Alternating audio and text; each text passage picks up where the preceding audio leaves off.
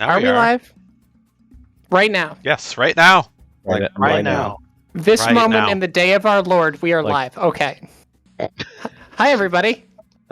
Hello. Hello. We are Welcome early. again. We are early. Are we? Yeah, a minute. A day, Give or take. actually. Oh yeah, it is a day. That's right. It extended. Oops. Hey, so welcome our very special guest here, Synthlight. We found him on the side of the road and decided to bring him in. You may or may not have heard of him. may or may have not. Yes. I do want to apologize because I am sick this evening, so I don't typically sound this way. But happy to be here, battling through the sickness. And Happy to hanging out. have you.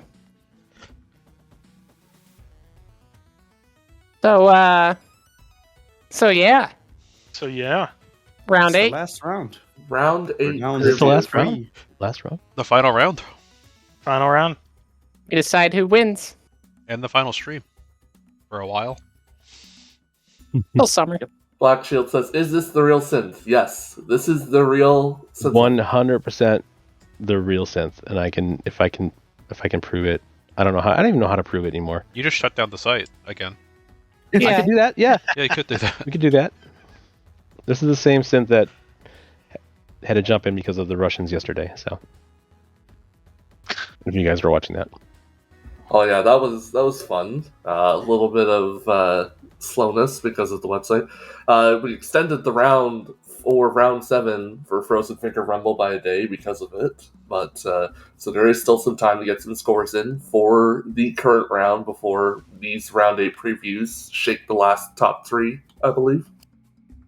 Though Yes. after you see what you guys are playing, you might not be quite as motivated to grind your way to round 8. Did you change all of these since I last looked? No. Some of them were rolled back to older picks in response to Tristan being an absolute monster. Fair enough. Tristan the other day got 3.6 raw goods on what we had for Group 5 Round 8. So we went back to the older, slightly meaner pick. The less nice one. Yeah. I'm not sure if Synthlight is entirely up to date, but I'll try and translate things as best as we can. Thank you. Tristan, Jacob, and a lot of other people in Group 5 are doing some impossible stuff on FFR to translate some of the difficulty levels, because back then it was a 1 to 12 system or a 1 to 10 system. They're playing on difficulties around 17 to 18 now. Okay. Wow. Yeah. Yeah, they're real good. It's crazy. Like... That's insane. Rado was AAA'd multiple times at this point. Def Piano's been AAA'd. Revolutionary Etude is a joke. It's a farm. It's a fall. That was one thing I always felt really bad about, was that like people would say hello, or we would have we used to have like little like FFR cons where people come out and meet everyone, and people would always ask me like, man, you must be really good at the game, like how good are you, and blah blah blah, and I'm like, I am so bad. I'm like the worst player that you've ever met. And I'm like, it's just it doesn't help me at all that I like hosted, wrote some of the code and everything. It had no bearing on my skill and capability level whatsoever. It was probably within like the first two months or a month that I found people that were just like destroying even my off sync horrible charts, like files. They were just so good at everything, and I was just like, nope, not even going to compete with that at all. There's just no way. Not my thing. I will continue to write. I'll continue to like push the community forward and everything else and all the other efforts we had, but like just not a good player at all. Sorry to disappoint, but Developers' advantage is fake news, but we appreciate you supporting this game so far into the future either way. It took me Heck like yeah. 7 years to not be trash at the game as well. So It's insane how good the current top level players are. That's mind blowing. It really is. I mean, it was mind blowing back then. It was mind blowing back in 2003, right? And then I don't know. I used to watch a lot of I don't know if it even just comes into the Discord anymore, but like Archal and a lot of the old school people just always blew my mind how you could. And I think the problem was it was that I never built the good like I was using two fingers. So that hurt me a lot, right? So my layout was really it was really bad. So I just never it just was I was better at like putting together, like we were just talking about prior to the stream, like I wrote the first incarnation of multiplayer, and I was in charge of I organized all the hardware on the back end and the network and everything else. And there was a point in time when FFR was in the Chicago Board of Trade building, and we had like dedicated like lines coming in from like AT&T and other carriers for the bandwidth. We were paying for that, and it was crazy. And that was where my that was where my expertise was. And then of course trying to take care of all the business aspects back then, right? So I couldn't be more happy that like the current group running things and keeping things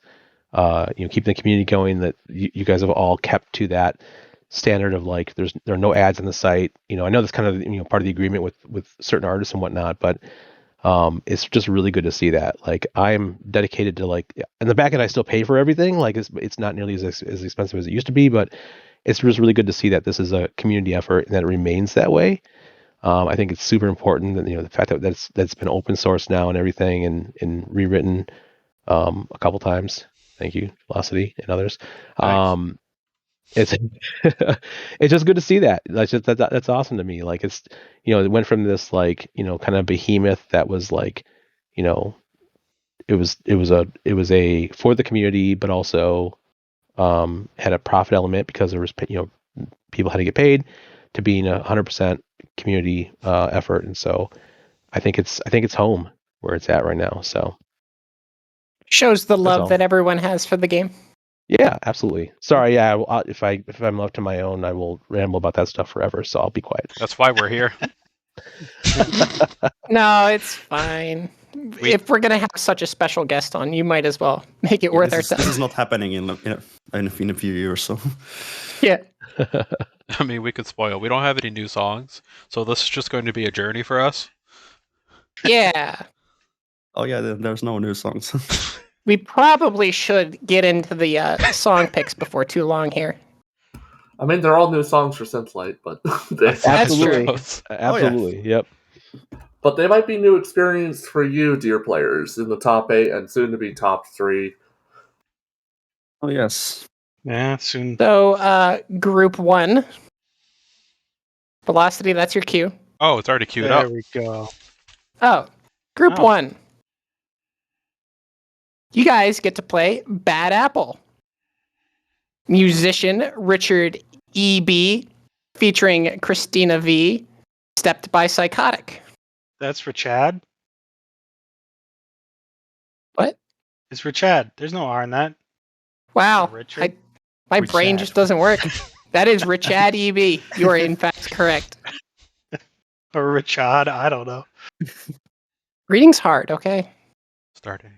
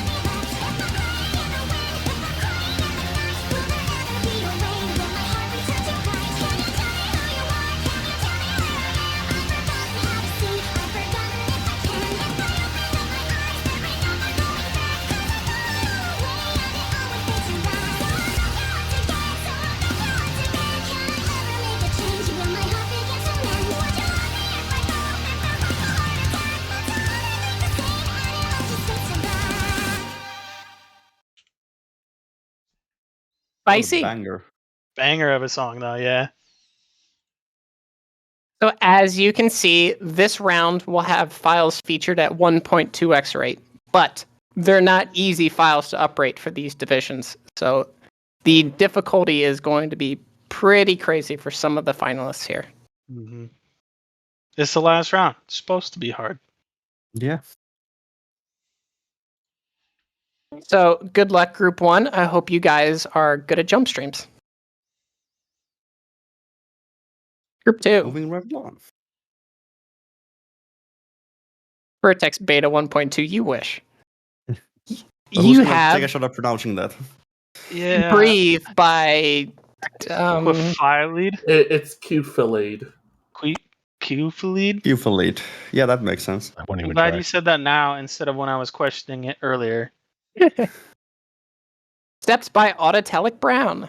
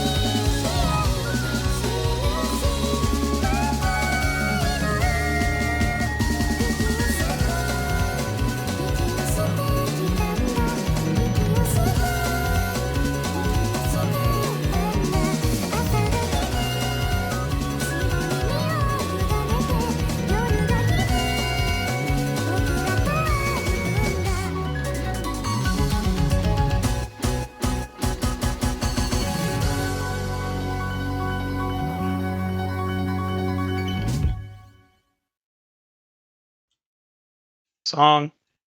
Song. Breathe. Nice.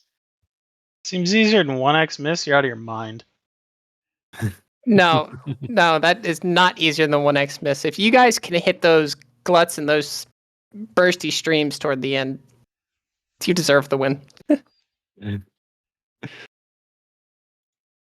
that file's really hard. Yeah. We'll take your word for it, even though the chat disagrees with you. Hard for me. I bet. And Group 3, also going to be a little on the spicy side. Yeah. Heck yeah. Oh. We have The Birds Poisoned Bathwater. Oh my Musician Terminal 11, stepped by Zaphon. God, I can't even do this on 1.0, and you're giving Group 3 1.2? Oh my goodness. Sure are.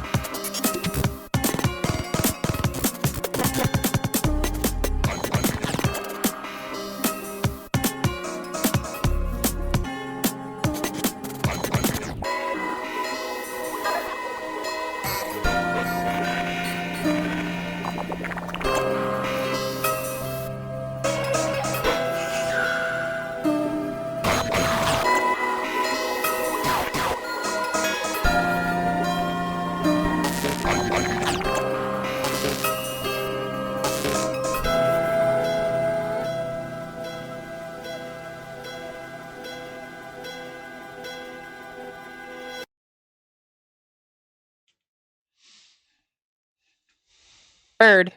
It's First. very spicy. Firsty birds. Actually, Very it's spicy poisoned. birds. I don't know why I feel so threatened this tournament. Coming after birds, man. You might I'm not scared- want to take a bath in the next following days. I'm scared to think what Group 4 has if Group 3 has to deal with this. Well, only one way to find out. No, we skip it and go straight to Group 5. Ah, what a waste. And, Wow, pizza, that's a great guess. that's No, a very pizza. good guess. We can't do that. Oh wait, yes, here we are. Yeah, no, pizza hit the nail on the head. It's Nageki no Mori Breakcore Remix. YZYX Stepped by Dark Zetar. So, Fantastic song, fantastic crew, terrible at 1.2 rate. so Breakcore they'll be Nightcore fine. remix. Pretty much. Oh, yeah.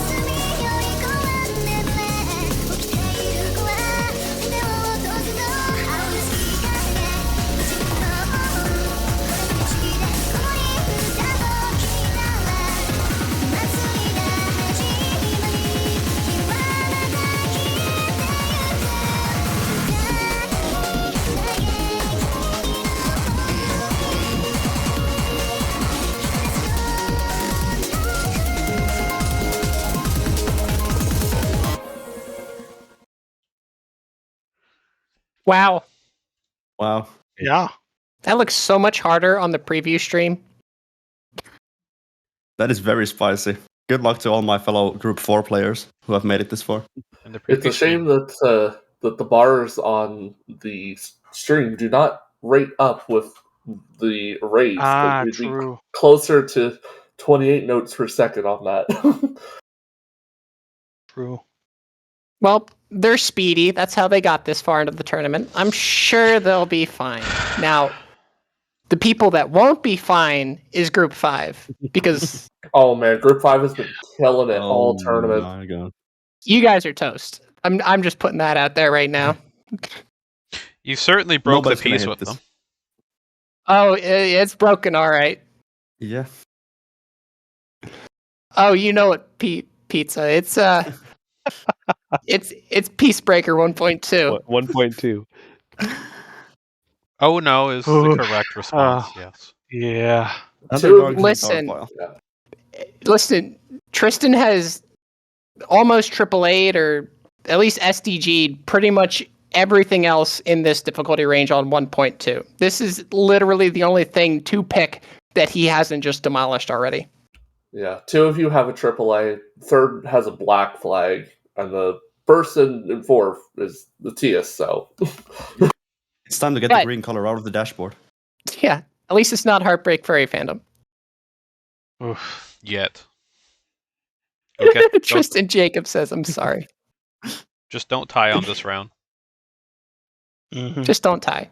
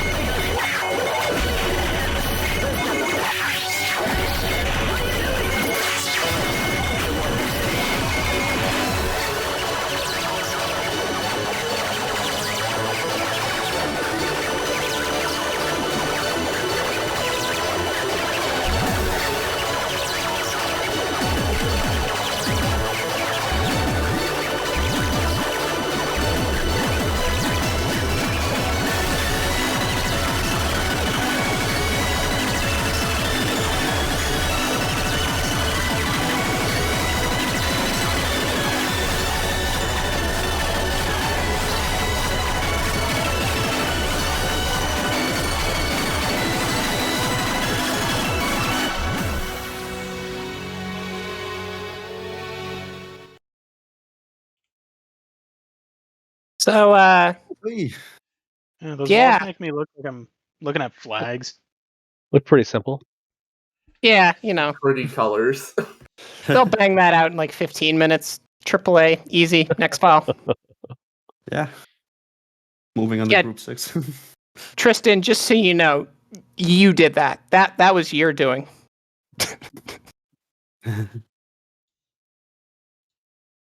It was going to be critical error 1.2, but Tristan got 3.6 raw goods on that like 3 days ago. So we Went had out the to window. be a little meaner this round. I'm sorry.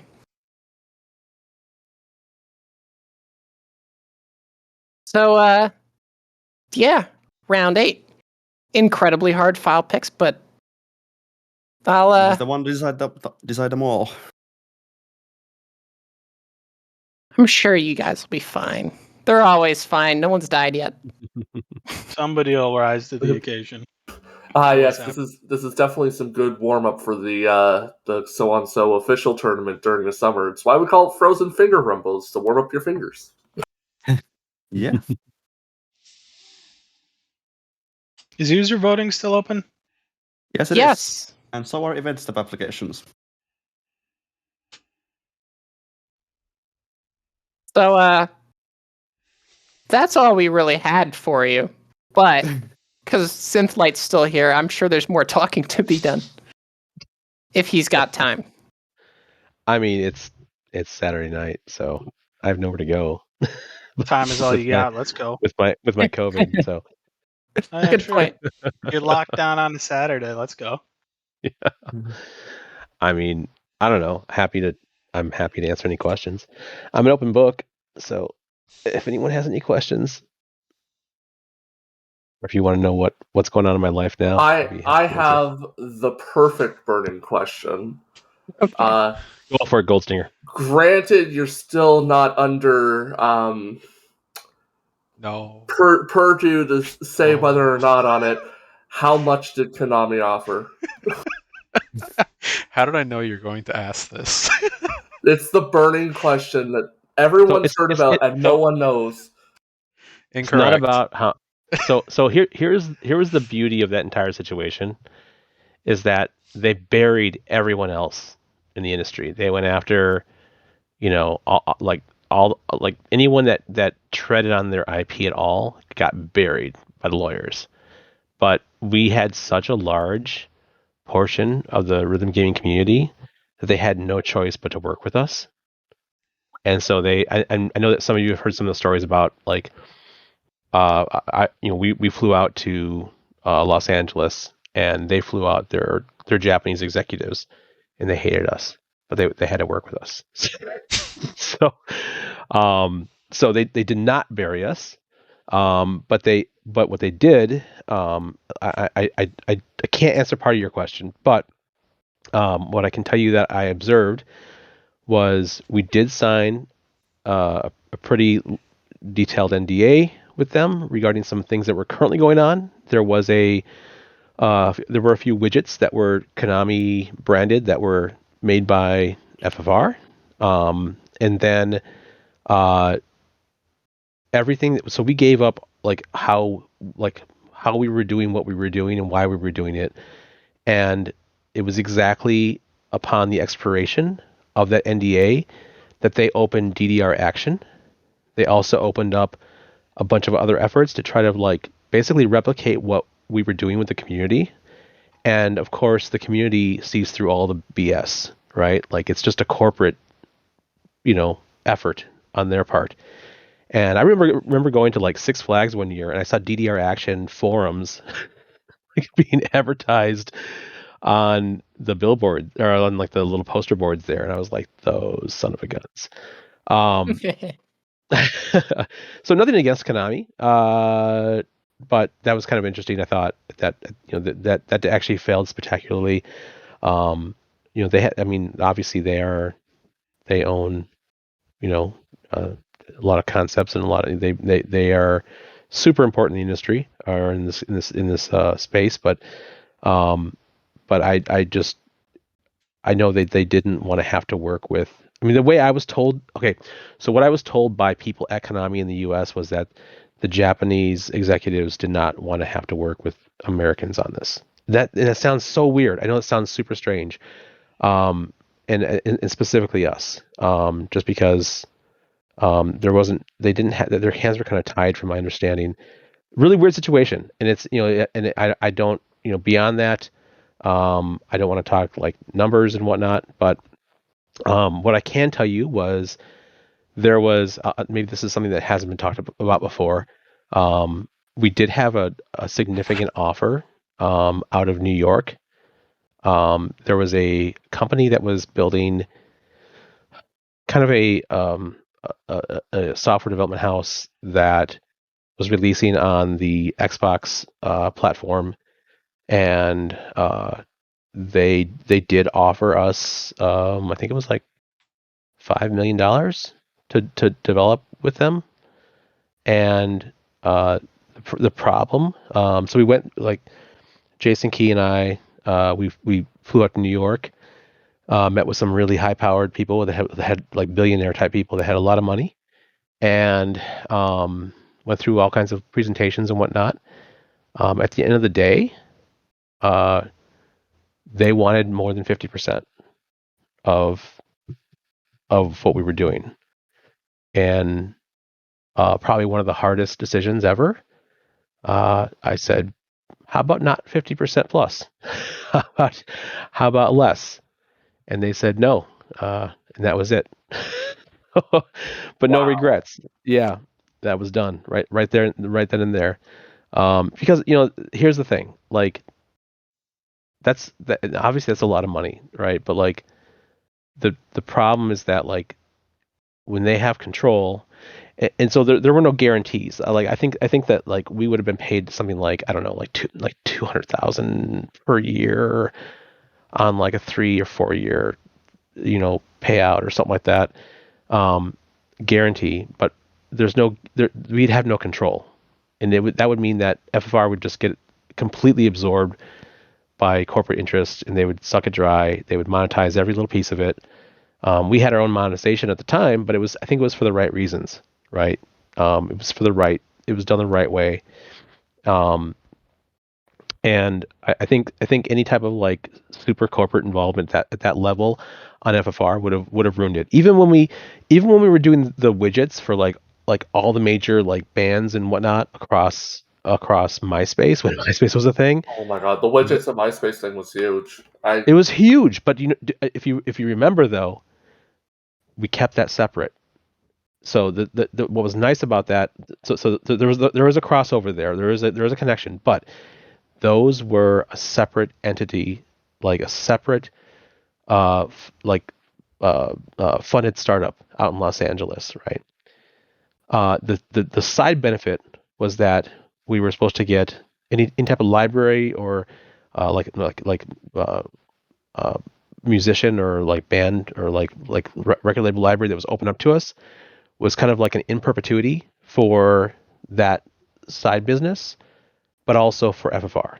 So it was like essentially it funneled things back into FFR, and we were able to get like songs like officially licensed that we wouldn't have otherwise been able to get as part of that.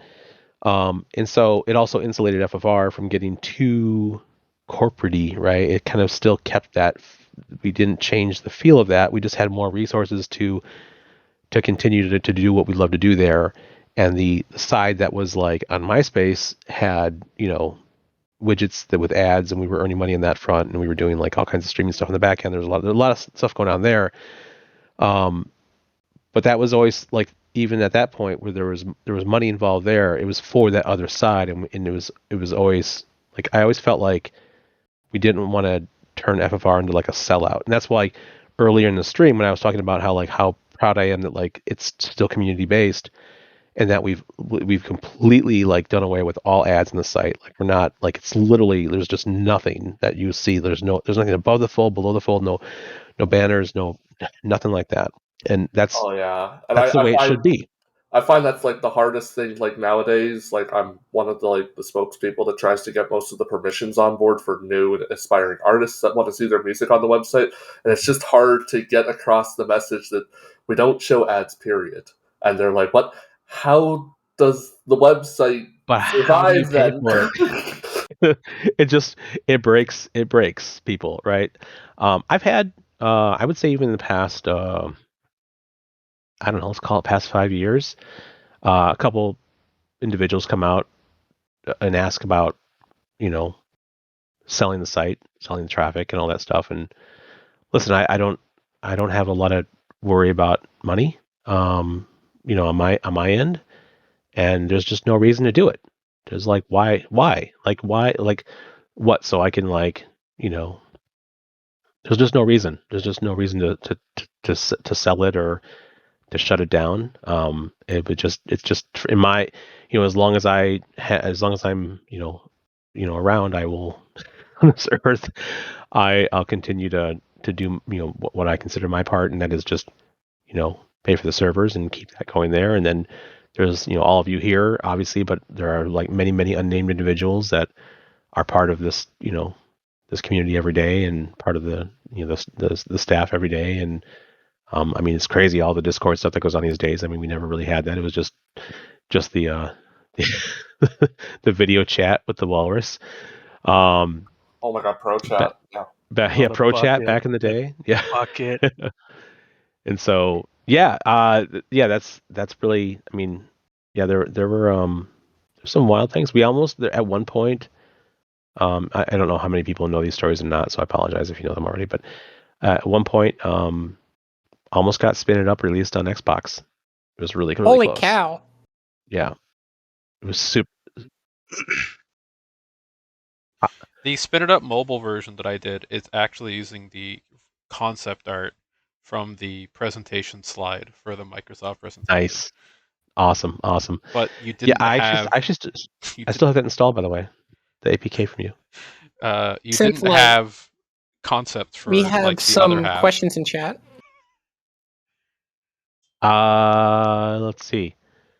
We have Wayne asking about your streaming. We have when your next FFR chart release is going to be, and we have someone asking about video chat. All right, Sure. I'll go through these from the top here. So let's see. You know, streaming on Twitch. Yeah, you know, for a little while, a couple years ago, I was just streaming some Apex, and just kind of just chilling out with it. You know, my interests, you know, come and go. So it was just a way to kind of like just do something different. And I think at the time I long story short, CEO of the company I worked for a long time, for 8 years. He actually, young guy, actually a lot younger than me. He died. He passed away from a heart attack in his 30s, and yeah, a lot of stress there. I switching careers, you know, again. I mean, still in like leadership roles, but switching to an MSP from a data center company at the time, and I just needed an outlet, you know, just something kind of to do. So it was never taken super seriously. It was just kind of something for fun. So will I stream again? Probably not. I don't know. Maybe I don't know. You know me. Sometimes it just depends on how the wind blows. So, so what's my account? Oh, I should be able. I mean, I should be Synthlight. I'll have to figure it out. Find it. Not a lot of people with the name Synthlight out there. So, and then let's see here. What else do we have? We have. Your next FFR chart. What? No, you skipped 2 questions for that. What's the favorite chart you ever made? The favorite chart I ever made. Of all the horrible charts I ever made, They are pretty bad. They're horrible. Well, you know, there was nothing, right? So like, keep in mind that like I built what I call beat recorder. Velocity, is that anywhere on the server still? Do you know if it's around? We don't delete anything, so yes, it's probably there somewhere. Okay. So yeah, I had a thing that I built called beat recorder, and it was just basically I would basically listen to it would start an audio file. I would listen to, you know, as I was listening to it, I would just kind of make up some random pattern that felt fun, and then it would record it on a millisecond basis, and then I'd convert that over to frames per second, which at the time I think it was like 30 or 60 or whatever it was. And that's how I made all the levels. So there was no like accuracy checking. There was no like, it wasn't until like later on that we actually had like real step converter files and or applications where we could convert it from like, what was the format? The DWI and SM? DWI. Yeah. So yeah, early on it was just kind of was what it was, and it was, and again it was a weird thing because it was like not meant to be like used by lots of people. It was just like proof of concept that you could just that would work in Flash reliably and keep sync if you just used it from a frame basis, right? And so but then people started playing it, and then everyone wanted to keep the old stuff, and so we just kept it. It was awful, and it was, eventually got switched over. I think TAS switched over eventually, like reauthored the charts and whatnot. So as far as my favorite, Do you even remember them? I do. I'm trying to think. Maybe there was one from a French guy that I did. What was it? Is it Terror? Terror from Beyond. I think it's Terror from Beyond. The Not first the first one in file game. ever. Yeah, I mean that. As far as like, if you're talking about which ones of my own that I made that I like, or that I played a lot, that was probably that. Other than that, like my skill level never got that high, so like, I was like, there won't be a lot that I remember beyond that as far as like my favorites go. So yeah, sorry to This man chose Terror from awful stuff. Beyond over That's right. Final Fantasy VII Battle. Yeah. What is the story about the secret songs that you had to type in a code for? Oh yeah, those ones. Oh, there were so many. So I think it just started as like, just wanted to share it with a few people. You talking about like the 50 Cent stuff and Yeah, all that? all or no? the ones that were not available unless you knew the codes. That also Yeah, required Captain clicking. Jack. It was. So I don't know if this applies to that particular song, but definitely applies. That same logic applied to like finding, like doing like some of the token stuff, the secret token stuff, and other little like nested Easter eggs. Was that one, people loved them. They loved having the knowledge that they knew something that other people visiting the site didn't know. And then what was even more crazy about it was that, like, if you fast forward to like 2006 or 7, and we were like literally releasing like secret tokens and secrets all over the site, like at least once every few days, is that those showed up on so many websites. So like a domain authority improved, you had like YouTube videos and all that stuff. And it was a progression. Like, as people got more familiar with the community and the site, there was stuff that they just didn't know existed that are now they would then find out. Again, that didn't apply to like the 50 Cent stuff. That was just kind of like an under the table. Just wanted to share it with a few people, and was just, like, I think actually, what, I think the 50 Cent thing came as part of like a joke or something in the forums. I don't know if it got pruned at all, but like it might still exist. And I'm trying to remember. It's so long ago. I mean, how long? I mean, 2003 maybe was when that came out. The year I was born. Somewhere on there. Oh, don't do that. Don't do that. 2005 at the Nuts. latest. But yeah. Yeah. I mean, that's such a long time ago. So, I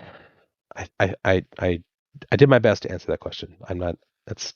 It is a very so long ago, though. period of time has passed. Yeah. How about what is your profile picture? Okay, so super simple here, right? So early on in the early days of FFR, I actually owned a post-production company. We did a lot of shots for like, we do like 3D animation. We do like cleanup shots for post-production, for commercials and shows and everything else. And I needed a logo for my company, which was called Synthetic Light Studios.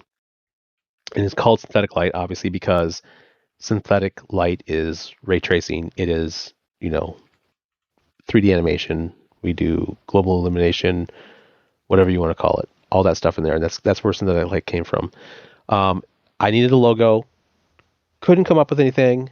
So if you look at that logo on the stream right now with the little mustache that was added in years later for fun, for giggles, all you're looking at is if you take the arrow tool in Photoshop, right, and you start to drag the arrow to create an arrow in Photoshop, and then you go backwards instead of just like dragging it in the correct direction, it's just the inverse of the tail from the arrow in Photoshop going back over itself.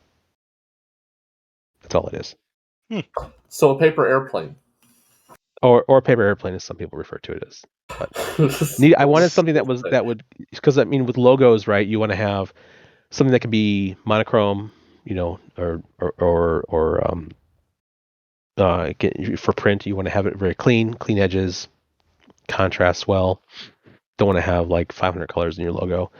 And it was just something that, again, it was almost like the arrows, right? Like for FFR, it was just quickly. I think I accidentally may have even done it, and I was like, all right, let's treat this up. All right, let's bring this into this. Let's take it, try a couple different versions of this, turn it into an EPS, call it a day. Became the logo for my company, became my avatar in FFR on the forums. That was it. So I've got another good question for you that's been addling a lot of the community's minds, and that is, who deserves the proper credit, you or the James Webb Telescope? You know how many years I waited for that thing to launch, and that they kept, like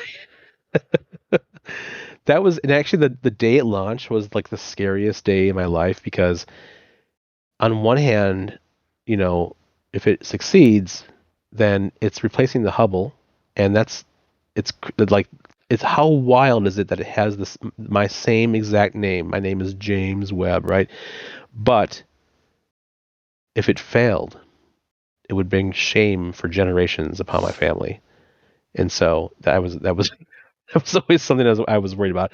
But so far, it's done really well. I'm so happy about it. Like in what it's uncovered. I watch updates on it regularly and whatnot. But yeah, complete coincidence. Has nothing to do with me. But I deserve the credit. I think. Do. I don't think the telescope did anything on FFR. And I should make it clear too that, like, when I say I deserve the credit, I of course I ran the site, but it's never like as individual's effort. Even early on, like, okay, I had some code I wrote, then BPRC came in, wrote a lot of code.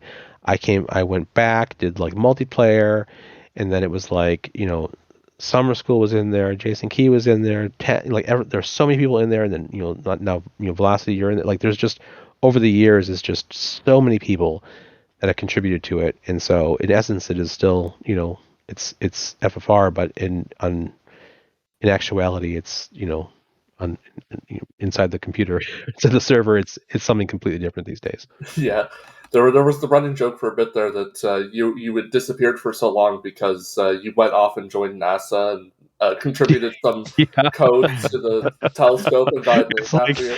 As it. Yeah, the countdown sequence is like, someone hitting a bunch of keys really quick. No, that was nuts. I was like, it was so wild to watch that over the years, like that the telescope getting ready to launch. It was just it's, I don't know, and it's weird because, like, even now I walk into like a store and they're like, "Do you know you have the same name? Does that have anything to do with you?" I'm like, "No," and I get that like once a week. People will recognize it, and it's kind of cool, but it's stealing your thunder. Just say yes. Say, no, I made I'm not that. gonna lie. Finger guns. Yeah, just like stride out of Best Buy. Let's see, what else do we got here? I may have missed a few questions there. When's your next chart? You do not want me making charts, man. We have community resources now. I for one want to see this chart. I don't know how good they are based off of feedback, but They do I mean, exist. if you had somehow found your old program to make charts, I'm Oh, pretty God. sure someone would want to see it, like an April Fool's chart submitted somewhere. Yeah, like something just awful, completely like offbeat. Just Well, the beat recorder is almost effectively what Control R is nowadays, which is just Control record. R is Yeah. just Okay. referring to like the keybind that lets you play the song, and then you can just input whatever while it's playing. Yeah, you just tap out the chart as Awesome. it's recording. Wow. Yeah. It doesn't work. No. We learned that 20 years ago.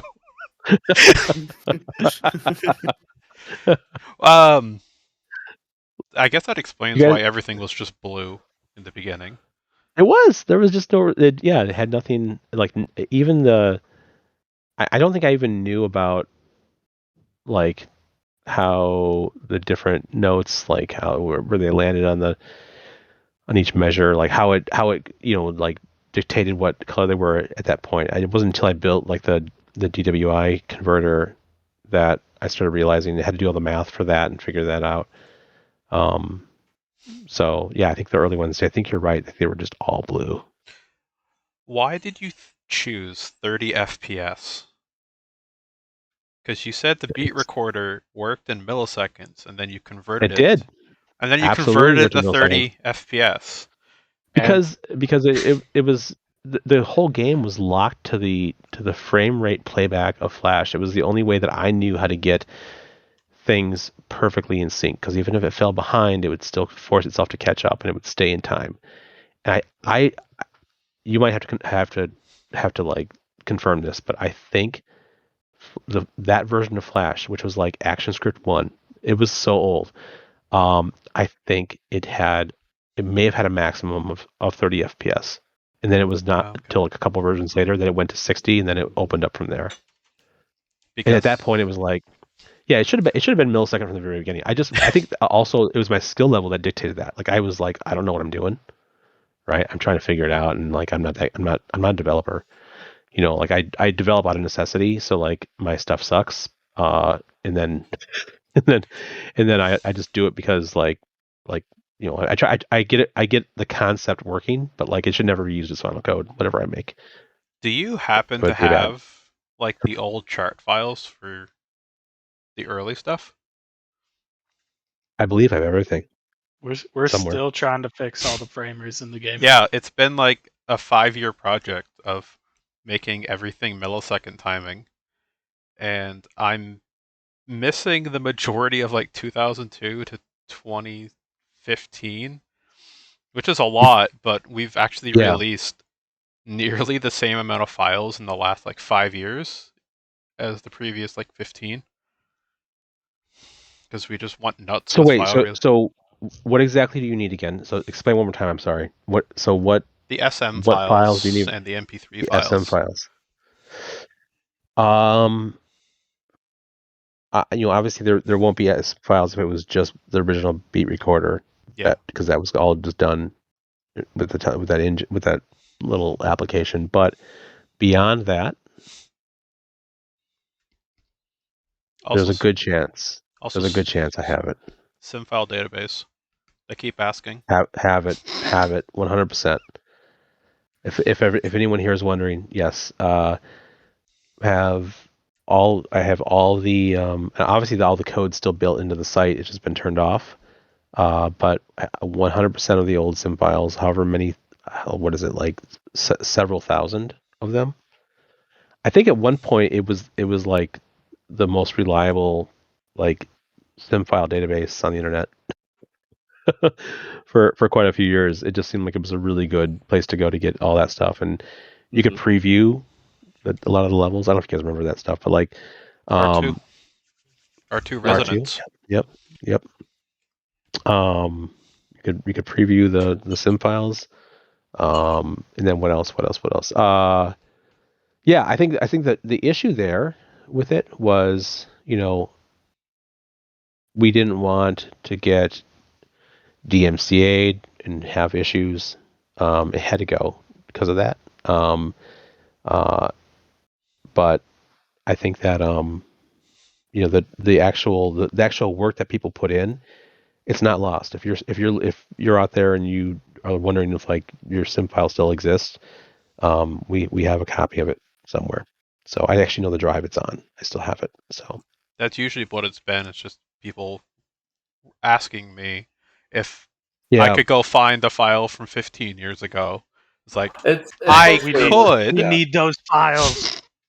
it's mostly a nostalgia driven thing for like the oldest step authors back in the day that submitted in like circa 2005 to 2008. They're just looking for like, I don't have this anymore. This was on like my piece of crap Windows 2000 PC Yep. from 3 computers ago. I don't have a copy, please.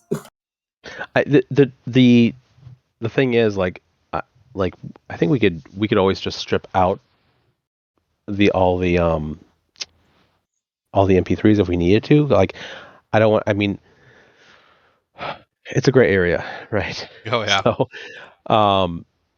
it's one of those things where I don't want to cause anyone any trouble, and at the same time, I would love to like that's intellectual property that like it's obviously released to the community, but like I would love to for like SimFile artists to be able to get that stuff back. So we can work something out with that. We can figure that out, I think. There's plenty I of mean, other databases up on the internet now that like aren't taken down. They're just free range. Anyone can go at them. okay. I mean, and then there is a like worst case scenario if like we do happen to have something that the artist is upset about from a music perspective, like they can always submit a DMCA and have it removed. I mean, that's always a thing. I would just rather not have to have you guys get in the middle of any type of We've stuff like that. avoided DMCA issues rather well, especially with Yeah. the last few months with other rhythm games. Oh yeah. Oh god, no, the Really? Osu tragedy. Oh, it was bad. It was a massacre. So, Wow. in a summary, like summarized note,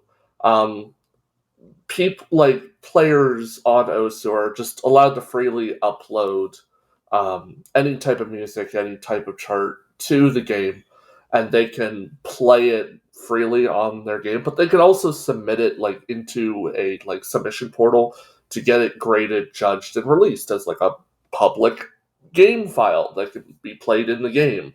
And they got under scrutiny recently from a lot of musicians because they were both using music without the permission of the artist, which FFR does, and one of the only, if not the only, that does that. I mean, that has this type of interaction with the. And the second issue is they would use art for the backgrounds of the music of when they play, which were also stolen from time to time. Oh boy. Yep. Or they would receive a DMCA and then not block the next the upload of the same file. So the artist had to keep sending requests to take down the same stuff. Yeah. We have all of that cataloged, and that's been like my job the past couple of years is to be on top of all of that. Wow. Yeah, I mean the problem with DMCA law, I mean I like it. I like that it protects a copywritten material. That's a good thing. It's a little bit out of date. It was put into place during the Clinton years, and the internet was a different place back then. But it also puts the onus on the hosting company to enforce these things, which is kind of rough. It's also a little bit like non-specific. So if you look at DMCA law, it'll say that it'll request that you removed content within a reasonable amount of time. And what that being gray like that means that a law firm can throw in a DMCA on a Friday, and then let's say like 6 o'clock when a company is just not looking at DMCA requests, and by Monday morning you have a lawsuit on your hands. And so it can be quite scary, and a lot of times they just twist arms until they get some sort of a payout from individuals. I've had the privilege of working with a company that fought against that, a hosting company. We spent we've spent $2 million fighting against a single DMCA case and won on that. The same case, Cloudflare was also named in that case. If you want to look it up, it's Steadfast, Cloudflare, DMCA. If you look those terms up, you'll probably find it somewhere. And they folded. They gave in and paid the ransom. But we kept it with it for like 2 or 3 years and decided that we were going to do the right thing, which was, we did remove it within a reasonable amount of time. We did. Our practice was to remove offending content, quickly, and we did have a solid DMCA response process at the company, and so we were going to fight it, and we didn't care how much it cost. We were just going to make sure that we did. We didn't let them kind of like intimidate us. And it was literally over like 1 or 2 images. It was literally that. I think it was like one of our clients hosted some type of like copywritten. I think it may have even been like a single porn image or something like that, and we fought it tooth and nail and constantly in court over it. And like I said, we won that, so that was cool. But yeah, if you look it up, look up Steadfast Networks, Cloudflare, DMCA. It's probably like 2017, 16 that we won that case. Massive. Haku says, "Is it possible that OSU gets shut down one day over DMCAs?" No, no chance. It could happen. OSU is one of those companies. It's like they're big enough they can't really fail. I don't know how large they are.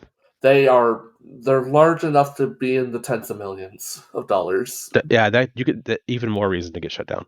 And the reason I say that, I mean, I don't know for sure, right? I have no idea. It just depends on what they're going after you for and what they claim the damages are, and then how long they can hold you up in court, right? So, look at so the company I was COO of Steadfast Networks for 8 years, and for 3 years or whatever it was, we spent $2 million in legal fees fighting.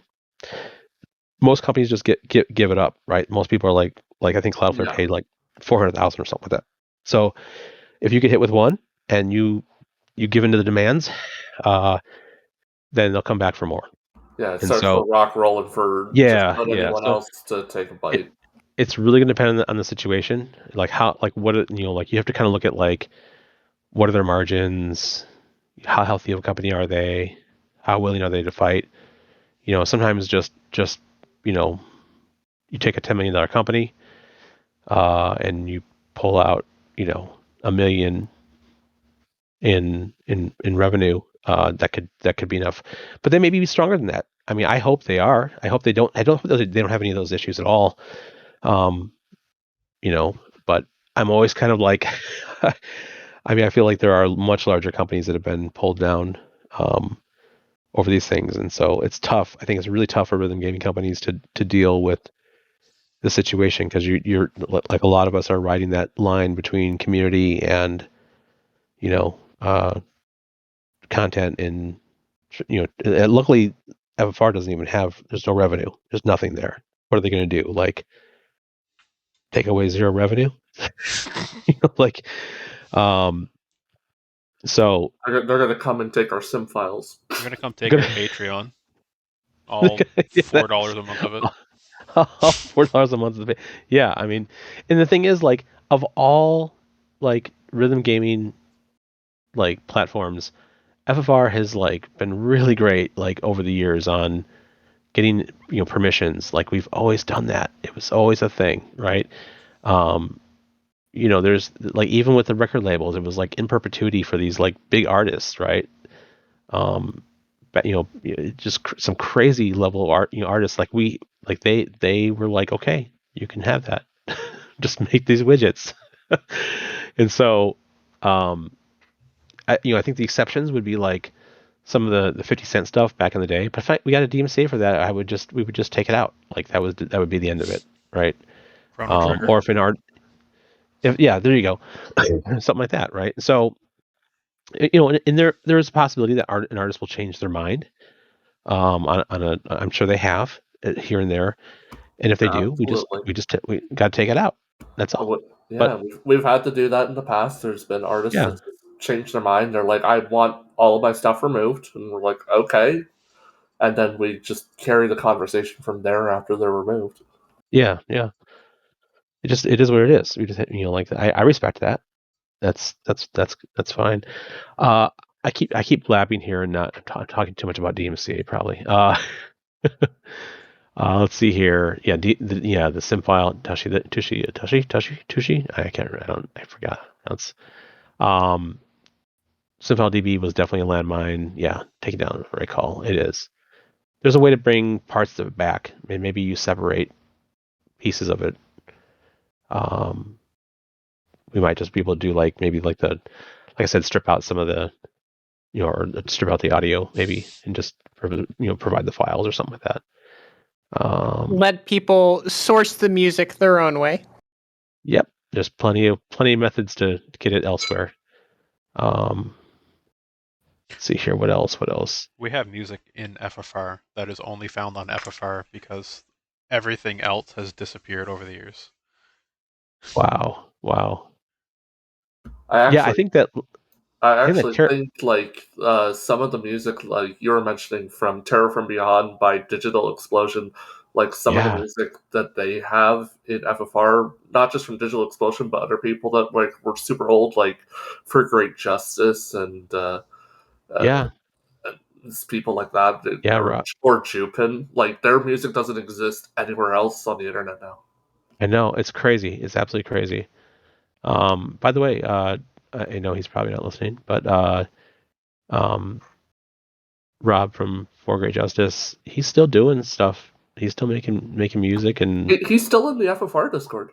Yeah, I saw that the other day. I was like, wow, that's crazy. I hope he's doing well. It's crazy how many years pass. Let's see what else we got here. Is it possible that okay, we already read that. Good old artist. I'm not seeing any new questions here. No. Guys are dropping the ball. This is the one time this is ever going to happen. Where's your questions? Once in a lifetime opportunity. No. Be another 20 years before we see him again. How are your COVID symptoms? So it's not that bad. So basically, here are my COVID symptoms. No or minor fever. Like it's just not that bad of a fever if there is one. Usually in the middle of the night, I end up waking up coughing, a little tired, a little bit of labored breathing, maybe a little low oxygen, but not too bad. But I feel like I could go like hiking. I don't feel like I have a big problem with it. Little stuffy nose. That's why I sound the way I do right now. But yeah, not too bad. I'll probably be. I've had it for 6.5 days right now, so I'm sure the next couple of days I'll be over with the COVID and back to normal. So I have travel next week, so I have to be out in Phoenix, and I need to be back in Chicago early, like midweek or whatever. So the CDC guidance right now is isolation for 5 days, and then I believe careful for like another 10 to 14 or something like that. What's your favorite sandwich? Oh, you skipped over it. What? Oh wait, the thought on Venetian snares. I don't have a thought on it. That's been around forever.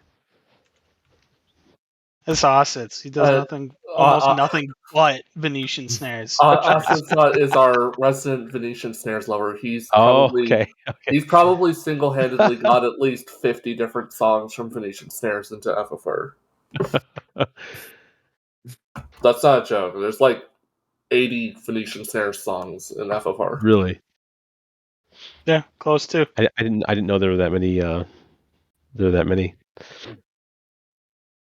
Do you manually comment on people's walls? I do sometimes, but everyone knows that initial comment is kind of hard coded in.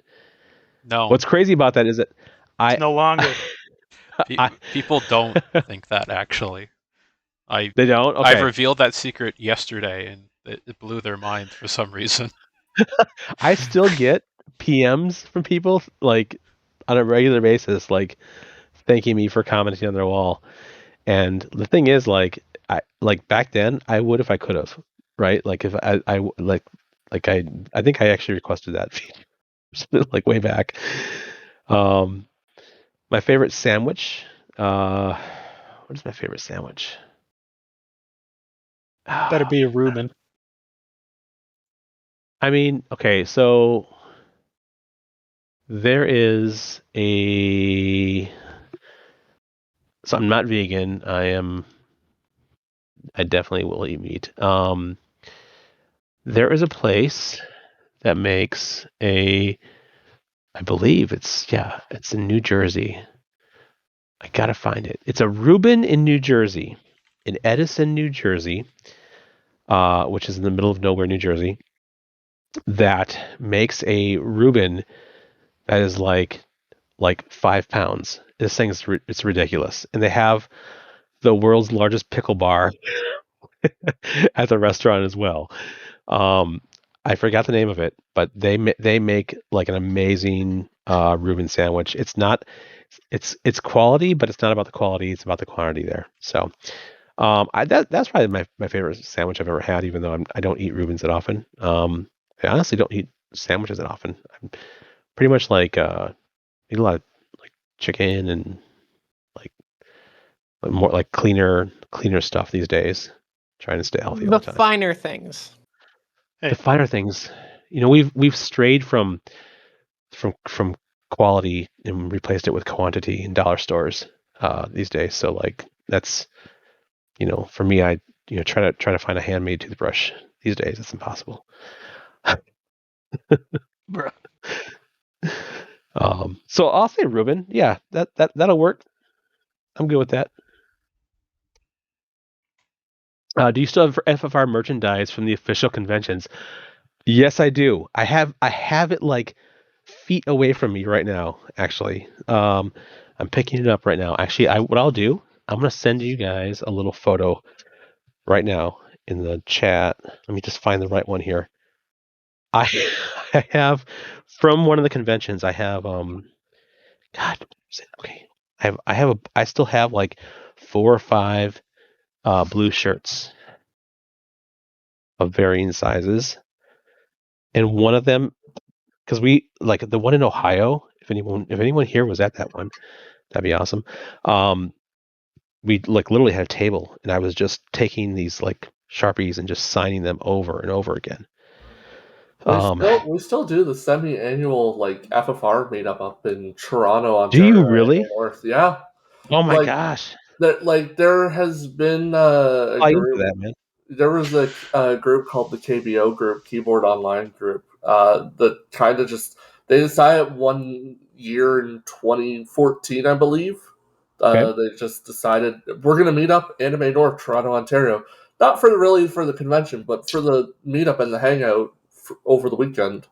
And that kind of spiraled into like Wow. just massive meetups over the years 2015, 2016, all the way through until this year, where people just like all over North America, sometimes Europe, they just fly in.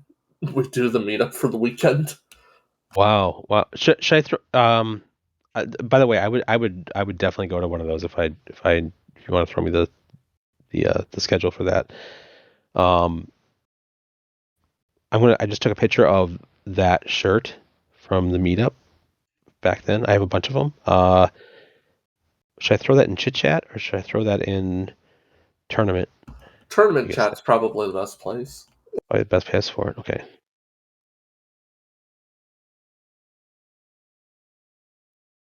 Head it over. There we go. Signed and everything. My goodness, that is old. Oh, signed and everything. If that doesn't prove I'm the real Synthlight, I guess that it would be hard to prove it. Yeah, I have those. Gosh, there's so much stuff.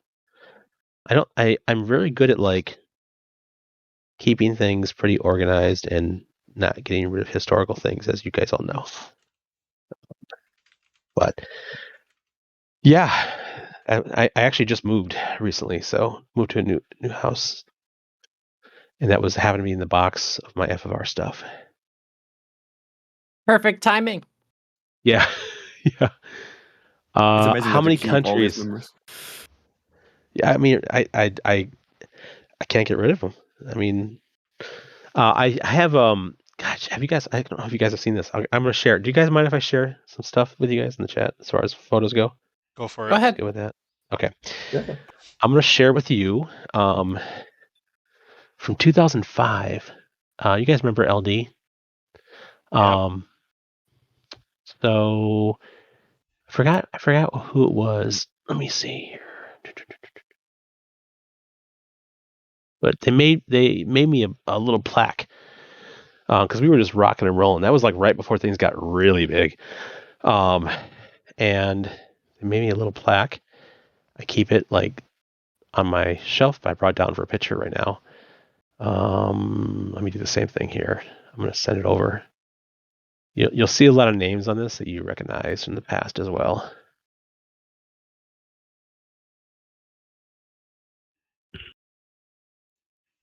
I bet no one's seen that before. That would be something that you guys probably have never seen. Holy cow. That was right before we went like just astronomically large. Yeah, there's a person. Oh my god, ping a person. A person's in there. Nestle, quick, let's go. He's in the chat. Yeah, he's in Twitch chat. Tasselfoot. Yep.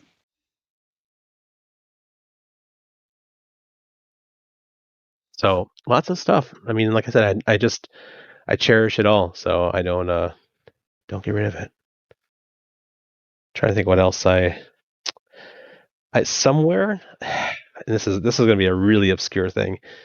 I had a little figurine thing that I made out of wires when we had the the video chat up, and it was like because I was never on video, so I would always put like this little like drive connector figurine on the screen. And I still have that. That's still in the box too. FFR memorabilia stuff. I don't know if I can find it right now, but yeah, lots of odds and ends. The years. First design your T-shirt. Cheers. It's funny. I was at the second convention in Ohio. I remember the shirts, but I can't remember if I got one. Hammy. Oh, Hammy. Oh my gosh. Was that the one where like Tass and I had like we played like I was on the drums and he was on the guitar, and we were kind of like dueling in like Rock Band. Is that the one you're talking about? The one where we brought it like there was an anime convention going on, and so we brought in like unlimited pizza into our convention, and like we stole all their attendees. Bribing people. Like we literally like packed. The room was just hot. It was just like it was a big convention room, and we just packed with people. I posted in tournament chat a couple of pictures from the recent Anime North meetup that we did in 2023. There's going to be one in 2024, and I've got pictures all the way back to like 2016. Wow.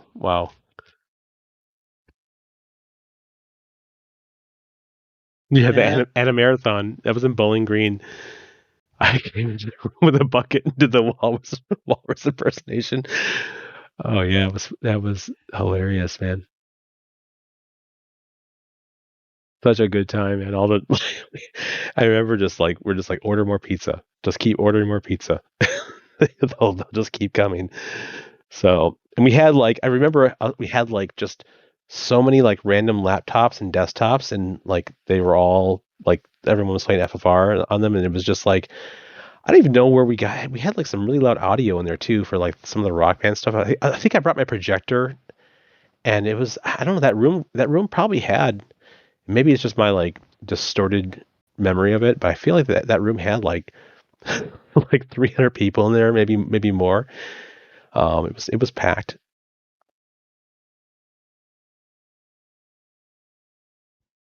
Yeah, wow, that's crazy.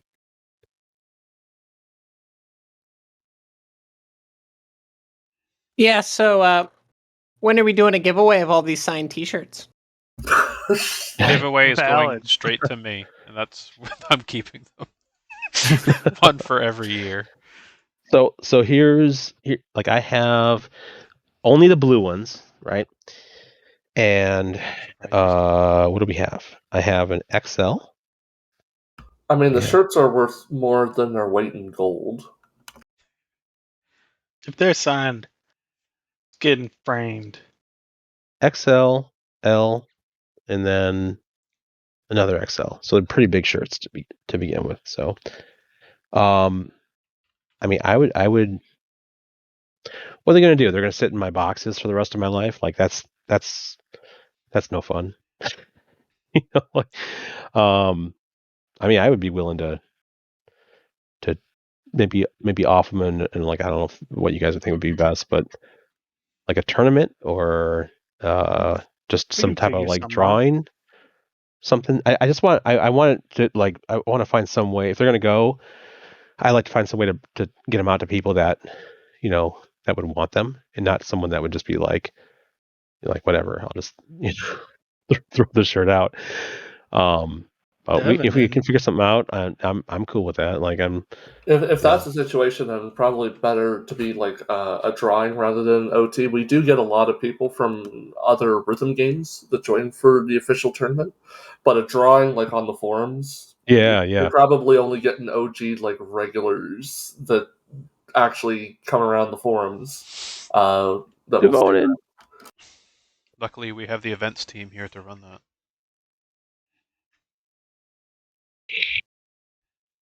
Yeah, That's what we do. Mr. Epu, aren't you like getting a shirt from another group of people? Oh yeah, that one. Oh yeah, that thing. We'll cross that bridge when we come to it. Yep.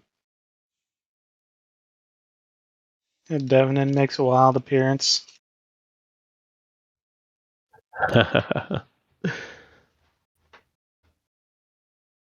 The top 1,000 T-shirt. Oh, I still have those as well. I still have. I mean, they're all like. I think they're all used. Like these are like the blue ones have never been on anyone.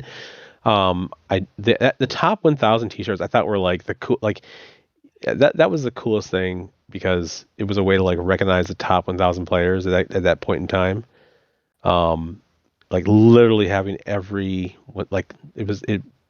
player the top 1,000 printed having their name printed on the T-shirt. I thought that was kind of a neat idea that we had. God, one of us is going to start printing T-shirts again. You could do like a 2024 top 1,000. We could use the same template, my same Adobe Illustrator template, and just throw it in there. That'd be easy enough. No, never. Nobody actually leaves FFR. You're here forever. You never quit. Some people quit, but very rarely. They come back. They say that they say they quit, and then it's a whole meme. They check in. It's a whole meme on the forums, quitting Flash Revolution, and then we see them come back like either between 2 months from that post or like 7 years down the line. They always come back. It was even a case for me. Like I first joined back in 07, 08 when Guitar Hero was becoming excruciatingly large. Oh yeah. I looked to online rhythm games that I could play while my brother is busy hogging the PlayStation 2 and the Guitar Hero. I wanted to play rhythm games and found FFR. But I only stuck around for like maybe 4 or 5 months and quit until I found it again, like 2012. And then wow, that's a significant gap. Yeah, it's became my life ever since. Yeah, it's interesting because like the whole thing about FFR was like it was never that it was going to be like a AAA title. It was more about like how do we connect people with each other and build the community. Like that was like to be honest with you. So like I come from a time of like bulletin board systems and of ancient times of ancient modems. The time of Neopets, yes. So like way we're gonna go back. My first BBS was probably in like 1988, somewhere around there, 1989. So somewhere in that time frame, and there was just like this this closeness, in these BBS systems that you just weren't getting out of even like forums and just online. Like online was starting to become very, I don't know, it was like people were very anonymous and unconnected and whatnot. And you even look at like the progression of like when I was young, you had like albums that were released. That was like a whole experience, right? And then you started to go towards like the Napsters and like like MP3, and then like iTunes, and everything was like single. They were like single song, and you didn't really get a good connection with the artist and everything. And so I kind of viewed FFR as just like an accident that kind of helped bring people together, and then found there were areas that we tried to develop for different types of people, like what they liked. So whether you were into like the pro chat part, or whether you were into the profiles, or whether you were into the game itself, like everyone kind of like it brought together a bunch of different type of people for different reasons, and then kind of connected them through this like rhythm gaming piece, strung amongst all that. And that was like, I think that was the difference. That was like, and I don't think that you could replicate that today, to be honest. I don't think that if you were to like do it again, it would be, I mean, how many times has like, have there been like other, sites that have tried to do the same thing, and it just wouldn't work. I don't think it would work today. Right, But and that was the whole idea. And that was like a large thing with Konami too. Like they tried to do like exactly what we were doing with online rhythm gaming, like you mentioned a bit ago, and it just never took off with them. And it's even like regressed on their end to the point where they focus mostly on arcade cabinets in Japan now. Yeah. I mean, Elite Nine. You mentioned that like, always call that far the MySpace, Facebook of rhythm games. That was actually the point. Like that was the point. Just reconnect. And I told that to people at Konami when we were out there. I told that to other business entities. It was about like people are going to sniff out your BS like real fast, and you have to do it for the right reasons. And when the crazy thing about that is, even as FFR kind of like for me had to take a back seat, and I had to kind of like focus on my life. I carried like that same type of thing where like even subsequent positions and leadership positions, it's like do what is right for the client, do what's right for like that kind of like carried itself through in an odd way as well, to other I look at things like the companies that I work with or run now, or I'm part of leadership. It's just we're not the type of company that would say, okay, we're going to try to make you buy the most expensive thing. It's like, how can we partner up with you? How can we provide you with good value? If you order too much, we're going to tell you that you're ordering too much, right? And so like, I know that sounds kind of odd, but like it's all kind of related, right? It goes back to like, we wanted the right thing, and you'll hear me say that all the time. Like we wanted the right thing built for the community. We wanted the right thing for the people, and like we protected that at all costs. And but yeah, I don't know. I'm always, like I said, always happy to answer questions on any front. What else? FFR Neopets crossover when? Oh my god. It could. I won't say there's a 0% chance. It's pretty close to 0. It could, but they've went through so many things over the years. They've gotten their website breached so many times that they literally fired their entire staff and rehired their entire staff. So we can't let our dreams be dreams. Oh yeah, that's right. You didn't hear about that? Like they got their systems breached like 4 or 5 times throughout the 2010s, and then there was like a tipping point. Like I think it was like either 2018 or 2019. It could have been later, could have been earlier, where someone found a back door and they were selling access to the back door like on the down low, and it was like active for like months, just active backdoor access to Neopets, and they just offloaded their entire team and rehired the entire team. I don't know if I told you guys, but I failed. So I like a couple years ago, I started reaching out to labels again, just to kind of see. And I had I think the founder of is it Monster Cat? Is that the label that's in all the Beat Saber? Oh, Monster Cat, yeah. Yeah, they have quite a few. I had him reach out to me with some interest, so I should probably rekindle that. I actually didn't know for the longest time because I didn't check. But we do have like permissions, like old permissions stating that we could use their music, and we've done it. Okay. Like we've thoroughly done that. Okay. We had a Monster Cat tournament where all of the music was brand new because of one of the agreements we had when we got permission from them, and it took so long they like did a follow-up on us asking if everything was okay, and it just making like okay. So Monster Cat is already one that like good. We've had a yes from them, and then someone else reached out and they asked, "Didn't we already say yes to this? What are you asking again for?" It's all covered. Yeah. We are one of the few, I think, who still has like blanket permission to use anything.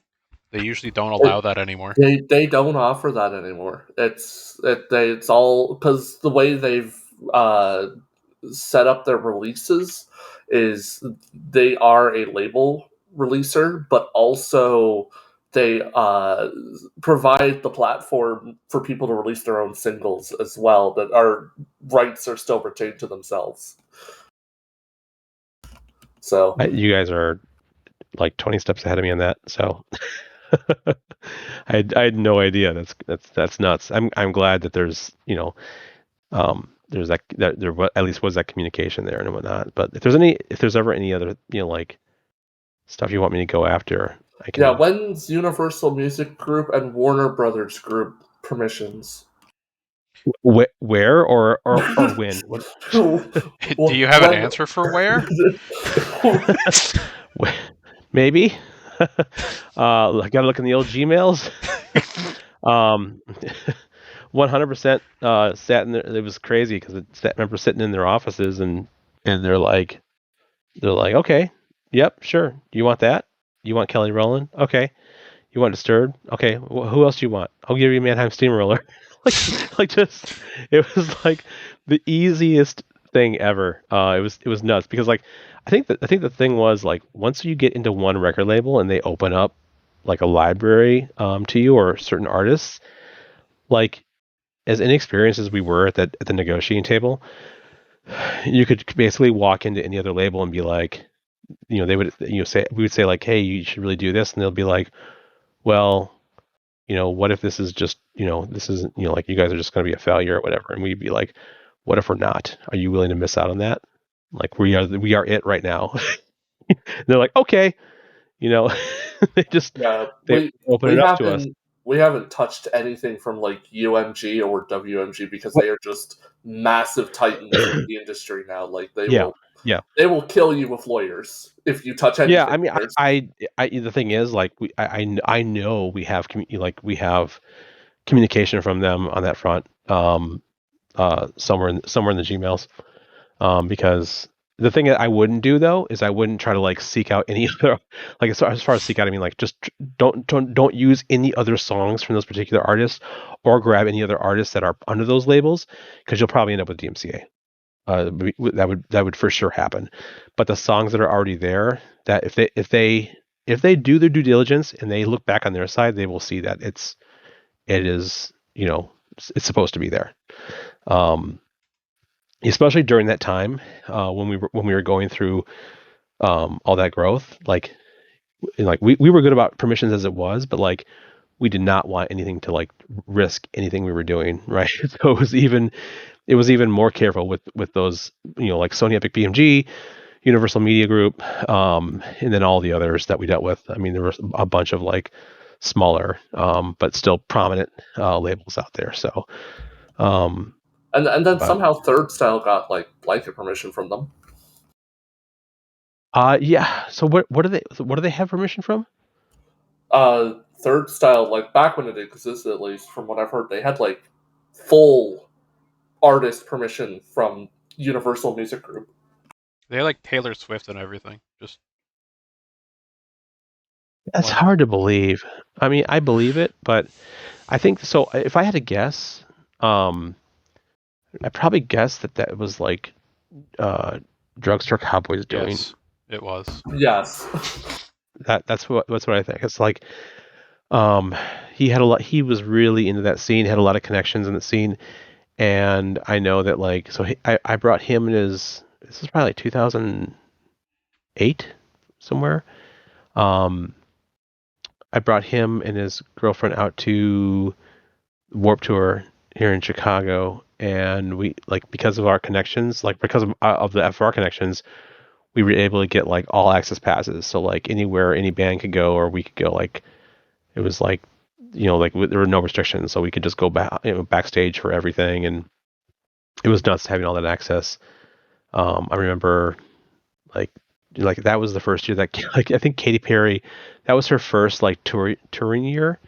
It was like that was like the I Liked a Girl or Kissed a Girl or whatever, and then so like seeing her there, just like eating, like being kind of not a nobody because she it popped up in popularity, but then just like 303, like My Chemical Romance, just like, and it's weird. It was just weird being around what I would consider like celebrities all the time. And then out in Los Angeles, when we were doing our work out there, we would go to all the like the pre-tour parties. So we would just be like hanging out at, like producers' homes, and there were just like tons of artists just hanging out all the time. And were you they all knew, like they all knew about distance of My Chemical Romance? Oh, absolutely, yeah. I mean, I'm jealous now. Yeah, there were a lot of artists. So like those pre-tour parties, like they had like it was like pre-tour, like Warped Tour, like the night before they launched the tour or whatever, or like the week before, whatever it was. We would usually go out to like some producer's house and just kind of hang out. And I remember thinking like over and over again, like don't act like it's special. Like try to like be calm in those situations, but yeah, it was really really odd. Like, and they all like not I shouldn't say all, but almost all of them knew what FFR was, which is crazy too, right? Like they're all like, yeah, happy to be part of that, or like, yeah, my little brother plays that. Like just it was just the most wild. Like that's the guy from 303. Hold on, I got a cough. Stupid COVID. I think I told the story before, but we were at the like producer's house during the party, and I met their manager. I met 303's manager, and he was like, "Dude, he's like, they really want to meet you." He's like, "Let me bring you upstairs to the sex room." I'm like, "What?" The sex room. The sex room? And it just it was just slang for like just they the kind of like a VIP area, people doing whatever they're gonna do. But I go up there and God, what's his name? So there's two guys from 303. There was like a tall guy, and then there's like kind of like who's like has dark hair, and there's a shorter guy. And so the manager rings me up. He's like, "Oh, this is James from FFR," and dude's like, "Oh," he's like, "Come on in." He's like, "I'm taking a piss." He's like, "Come in and talk to me." So it was just a weird, like, it was just completely like Los Angeles was just a wild place, with full of crazy adventures and crazy things. And yeah, I mean, we used to go out with like the Universal Media, NBC Universal group in the evening, and we would go to like bars with them and stuff. And I remember one time, like like we would get the pass to go in, and like If you guys remember the guy from the comedian / I don't know, like he was on a few different TV shows, like his name Andy Dick. Do you guys remember who that is? Andy Dick was like outside, like screaming and crying, and like it was weird. Like that whole the whole scene in Los Angeles was crazy. It was definitely the place to be if you were trying to do stuff in the industry, but it was just such a strange place to be at the same time. Like I'm from Chicago, and it's a big city, but Los Angeles was just wild. There was just some really crazy stuff out there. But there's like 1,000,001 stories about FFR and being integrated into like the music industry and all the major record labels, and even out in New York, right? We had a lot of ties out in New York with Sony Epic BMG Group out there, and meeting the individuals that like signed like Beyonce to the label, and they're like, like we're in the room with like all these VPs and demonstrating all these FFR things to them. It was a nuts time. Definitely crazy. But I won't bore you with the details. It's not boring at all. It's wild to hear that all of this stuff is actually happening. Yeah, and it's I don't know. Like I said, I don't think it can be. I don't think it could happen again for a game in a community like this. I don't know.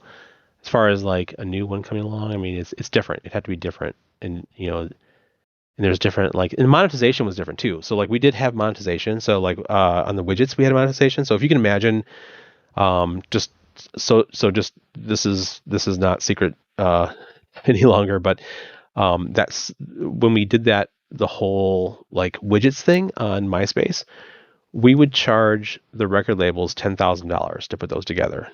So there was a lot involved, right? There was the hosting for it. We had to like, basically it was a custom, game for each one, and then it hooked to like GeoIP stuff for like for their managers. They could see where people were visiting from back in the day, which is common now, but was a big deal back then. It had like H.264, I believe it was, RTMP streaming, which was a big deal back then. Now no one cares about it. It's not a big deal. But so that we would charge for these things. I was paying like per carrier in the data center. I was paying like $3,000 a month per each carrier that we had for our servers, and so charging $10,000 was not outrageous. But what was crazy is that we would then carry over those licenses in perpetuity to FFR, but also the trade was that for ongoing maintenance, we would just keep 100% of the ad revenue. So imagine like being on like Disturbed's, MySpace page or any other popular artist. Every refresh on that page was served another flash ad in the app, and we would pull ad revenue from that to kind of help further that particular side's business. And that worked really, really well for a long time. I think even early on in FFR, we had ads, right? Like they, just to support the effort there. We had like simple ad banners, and so we would pull in some revenue there to kind of help run the site and kind of keep things running. And but it was really that other side that we kind of split from. I shouldn't say split. It was just it was kind of its own thing that we would use those ads to. It was Moki Ads was the company behind all that. We would use that to make revenue. That's how everyone got paid. So, and then MySpace broke everything and didn't let us know. So.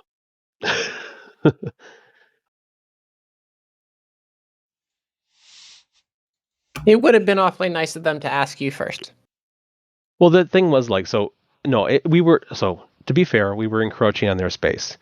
their player had not updated for years. They had like a 32 kilobit, like MP3 player on MySpace for bands. Keep in mind that MySpace was the place to be for bands back then too. That was a big deal. And so we were literally like plinking off all their like top 10, top 20 artists on MySpace Music with our own player, which was much better, 256 kilobit audio, and then all these other features I was talking about, like the live video streaming and everything else. Super feature packed player, and they allowed the tags on the page to move those things off the screen, move their player off the screen. So we would mute and move their player. And it was just killing them. And so at some point, they decided that they were no longer going to allow that tag to move their player. They in turn broke our widget, sent everything into a downward spiral. Revenue went to hell. Didn't have a solid plan B for that. And then, of course, at that time, they also broke thousands of other widgets on MySpace. And so, if you get imaginative, you could say that was the beginning of the end for MySpace. So, I don't know. Maybe if you're really creative, that was if you're really creative, you can draw the points together that FFR killed MySpace. That's right. I choose to believe that's true. I think there's some truth to that, to be honest. So we're in the timeline in my mind where the rhythm game that no one cares about anymore killed the website no one cares about anymore. That's right. There's some stories you probably don't know about. So way before any of this stuff happened with like major record labels, we were featured on like G4 TV way back. We were also like, I think we were in PC Magazine. There were all kinds of things that PC Magazine, like all kinds of stuff that propped us up back in the day. I'd have to like dig that stuff out from my like. I don't even know if I have it in this box here, but no, maybe not.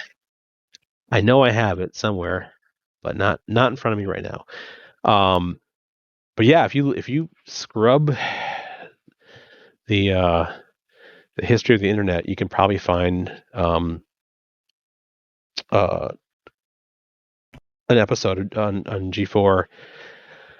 What was the name of the show? Gosh, what was it? I'll have to find it. But that were they features on the show, and they went through this whole thing. They like features on the show. They never once reached out to like I would have been happy to provide better information. And the same thing happened a few magazines over the years where they would like say like, oh, this is like, this doesn't cost you any money to play. And that was the whole thing, right? Like that was, I know now we have 0 ads, right? But even when we did have ads, you didn't have to pay a cent to play the game. The only disadvantage you had at one point was that people who paid for beta access got songs early, but you would always get the songs. You didn't even have to sign up to play, right? So like that was always the thing with FFR, is that like, and that was one of the reasons why when I mentioned that group that wanted to pay us all that money out in New York, the $5 million or whatever it was in New York, that they actually had done a focus group on inner city kids, and they were like, they knew they had kind of like the worst case scenario for like home computers, right? Or access to, like maybe it's library computers or school computers. And they were like, what do you play? And they were like, FFR. And so that's what drew them into us and got us like involved with that big deal, which eventually we didn't do because I wanted for us to retain 51%, but hold on, I got a cough.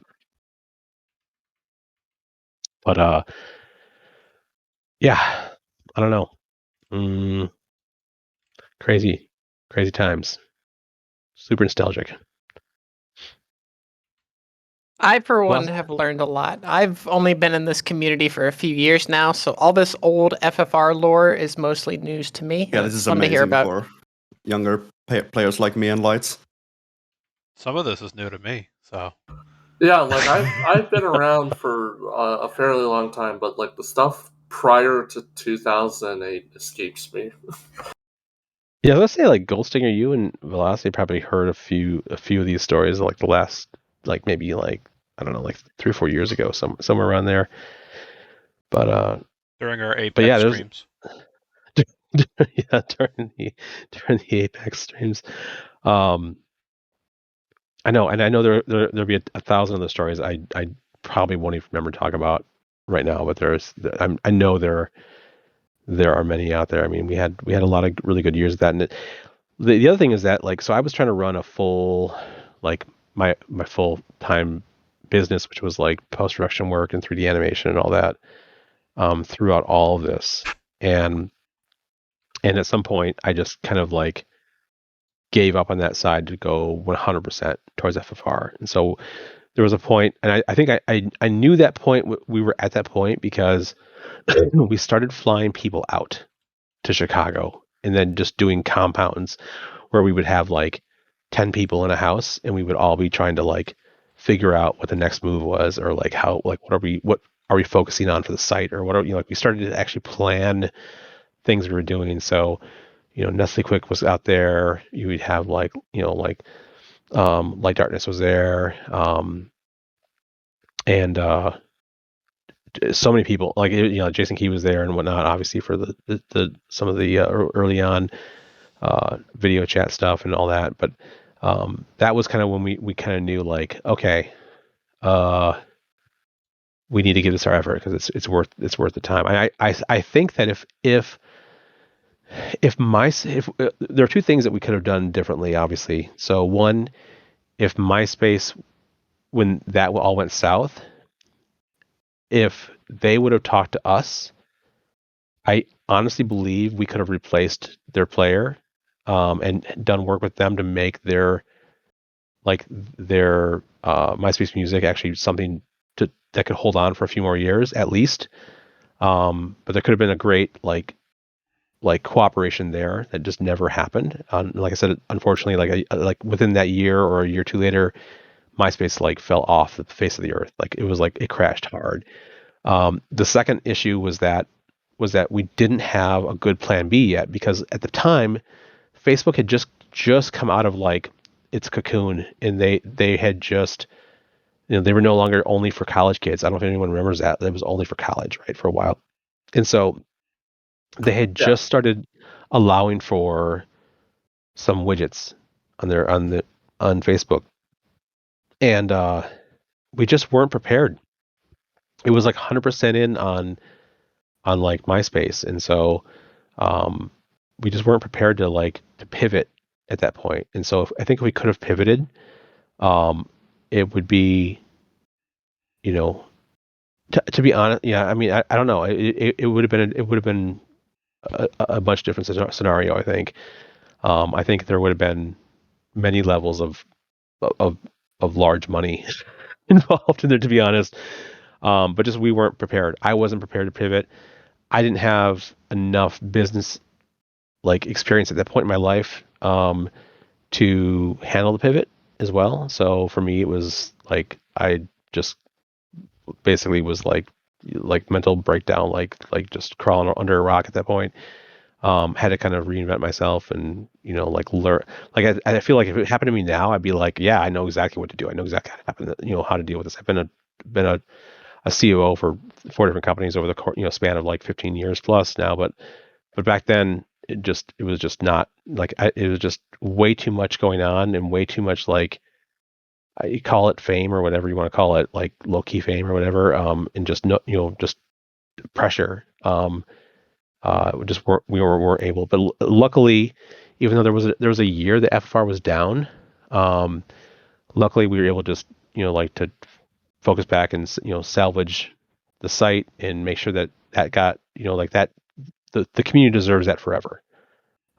So that was super important above all else to kind of continue that on. So, but yeah, I mean, I think if things went, if we were able to pivot a little bit better, I think it would have been. There would have been releases on. I think it would have become like a software house, right? That develops. That would have become like a kind of like maybe a not as popular Harmonix, right? Like it would have been.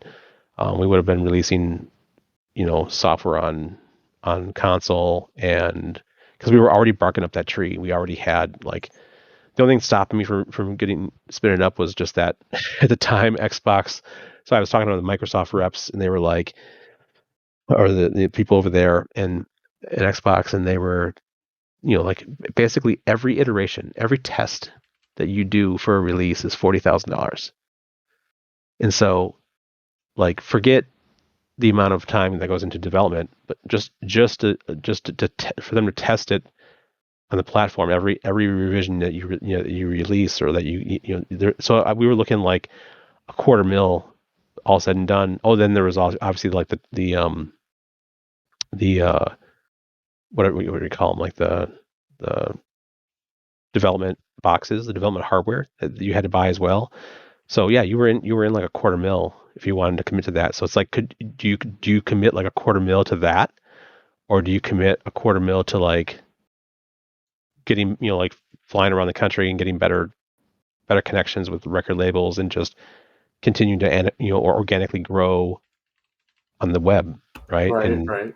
We had to make those decisions, which I think was smart at the time. But at some scale, it would have made sense to go back because it'd be a no-brainer. So yeah, that's what ifs, but it is what it is. It's absolutely wild. You could probably write about a book about this and put it on the stores if you wanted to. I'm not a good writer, but I don't know. Maybe one of these days we kind of like just because I feel like I'm gonna forget them as over time.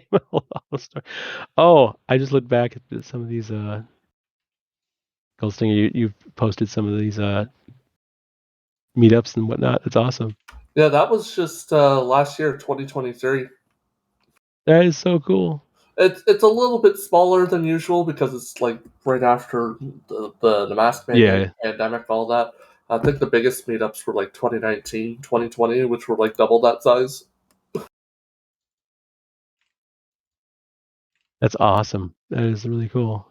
Yeah, I would love to come out to one of those. I would definitely just come out and just hang out.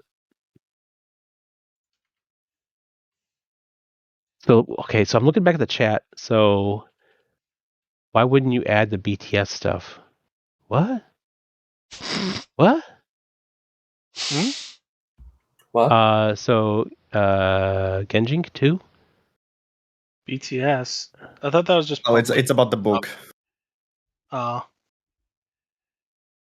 all the history and all the behind the scenes stuff. Oh, behind the scenes. Behind the scenes. Yes. Behind the scenes of FFR and how it killed MySpace, told Konami to fuck off, and many other stories. It would be an interesting read, to be honest. I'd buy that. Right, just having that on the front, like giving the middle finger to Konami and meeting all the artists and just crazy stuff. Yeah, it's I don't know. I feel like I should. Yeah, I do feel like I should write some of this stuff down one of these days, but so busy. I'm so busy. And also how the James Webb Telescope totally stole your thunder. It was a complete conspiracy.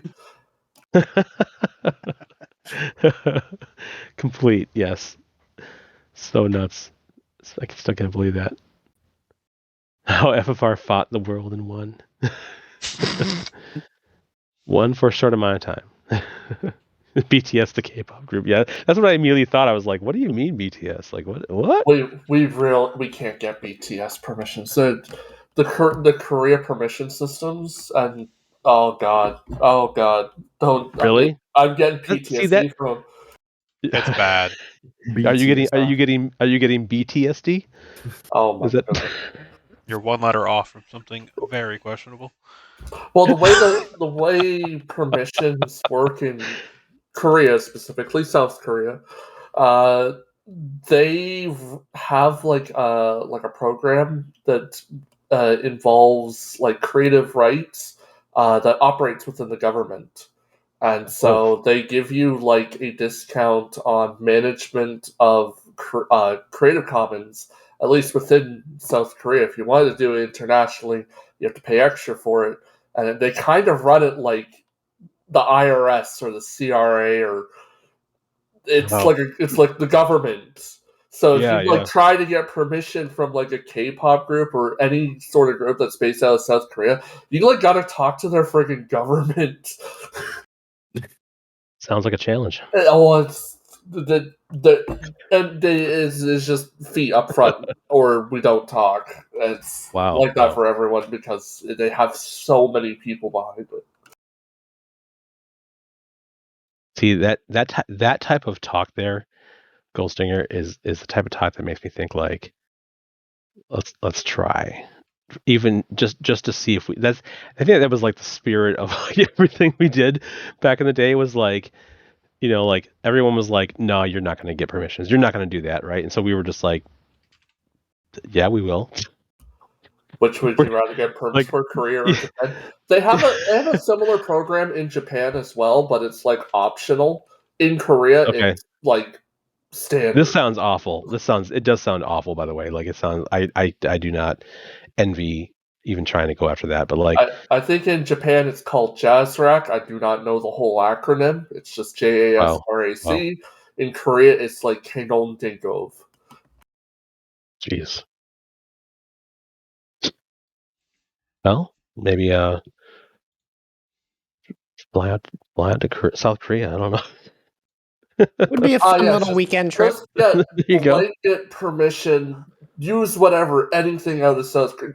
You have to start. You have to start. Is there must be an entry point? Like that's kind of how we did it, right? So like like my original, like getting small artists that weren't signed, in that still gave permission, and just continuing to work up that ladder, and then you find like the who was it? Gosh, what was his name? It's been so long. But there were certain artists that was like they had representation, and all of a sudden you're dealing with managers, right? And then you're dealing with managers and like kind of like fake labels that the managers are running. Then you're dealing with like the actual smaller labels and independent labels and larger independent labels. And I kind of feel like if there was a real, like, people had a real want for that, like there must be some like like American K, like more like American based K-pop. There must be a thing, right? I don't know that whole genre. Is the only caveat is that they're just never going to do it, because the way it works, right, is you contact one of these agencies and they ask for royalties payment up front, and that's the end of it. If you don't want to pay it, they don't license it to you. Your other option is to get in contact directly with the band, in which case they have to file injunction with you to the government agency to put you on a whitelist so that they don't come after you. There's got to be a way. But it's not just like, oh yeah, sure, you can use this. So you're saying there's a chance. You have to like get paperwork filed. It's like applying for the IRS in a different country. The thing is, like, would people even be that excited over those artists? Like, is it worth the squeeze, right, to do something like that? Or is I would chart files for these musicians just to make it worth the time. I mean, there are pocket groups of people that are like very interested in it, but like I don't think there's enough people in those pocket groups to justify getting permission for blanket Japan, blanket South Korea. That sounds that's ridiculous. But I mean, I don't know. It just brings back that nostalgic feeling to me of like, like Jason Key and I just flying out with like, I guess I'll call it a prayer.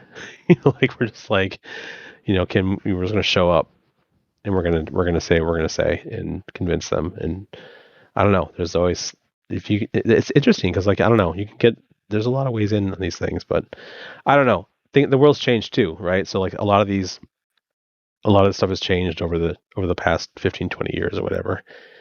Speaking of which, like, it's crazy to think that like how over the years, I look back now and how many people have gotten like have met on FFR or have like gotten married through FFR, had kids while they've since they've been on FFR. It's weird to see. Weird is not the right word. It's it's crazy. I don't know. It's sobering. It is. It's sobering. There you go. To see that, it's just and I've seen it in the forums, and you probably would be surprised to know that I do occasionally check the forums. But all these relationships that was kind of the goal, like I said earlier, right? Was then you just all these and like even the pro chat stuff, like people in there have gotten married. Does anyone here remember Cyanotic XTC from the video / pro chat? XTC rings a bell, but okay. So he turned out to be like actually a good friend of mine. So, like, but yeah, he actually, I talk to him like every couple days still, and it's him and another guy that whose name was Chameleon. Well, back then it was Chameleon Air. He goes by Shadow now, but the two of them were kind of like, oh, it's so cool that that you have this, like that FFR's around, and that like you do all this work with development, blah blah blah. And the two of them ended up both being like really really good developers. And I was like, surprise, joke's on you, I'm an awful developer. Like, and like it's funny because like there's such smart dudes now, but like but yeah, even them, like I see them in person, like I'll like we'll go do like certain events together and whatnot, and so I still have like daily, like lifelong friends from back then that I talk to on a daily, like I said, like a daily basis. But yeah, I don't know. That was always kind of heartwarming to know that people like came together and like I said, got married, had kids, and all that. It's kind of crazy to think that it's been around for what is it now, 21, 22 years, something like that. That's nuts. My kids are out of the house. Well, my one kid's out of the house. The other one's in college right now. And I remember them both being like super young because one of them wasn't even born yet when I think it's like 2002. So my one kid was 1 year old and my other kid had not been born yet because he was born in 2003. So wild stuff. I'm open for more questions. If I ramble on too much, it's just the COVID speaking. Lack of oxygen, I guess, from COVID. I mean, the only limit here is as much as you're willing to give us, and also whether or not Velocity is going to die from the amount of space this takes up on his computer. Oh no, I'm just working. It's fine. It's recording to a 6 terabyte. Let me see. I'm gonna walk back over to this real quick. Kids who play FFR, yeah, that's nuts, right? Yeah, currently in an 8-year relationship that sprouted from FFR. Yeah, that's wild. That's so wild to me. It's crazy how deep some of the roots are for FFR. Like one of the biggest ones that still stump me is one of the oldest files in FFR, Beethoven Virus. That is by Banya, who ended up spearheading Pump It Up, which is now a massive competitor to DDR now. Yep. Wow.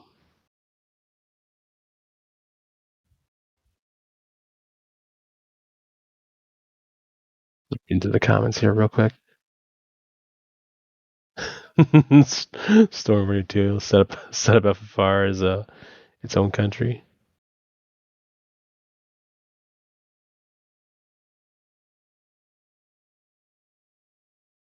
Well, if we don't have any more questions, we could probably wrap it up. Let Daddy Senplay get his sleep. It's late for all of us at this point. People are just It is absolutely enthused to see you because you're almost like a mythological beast to everyone.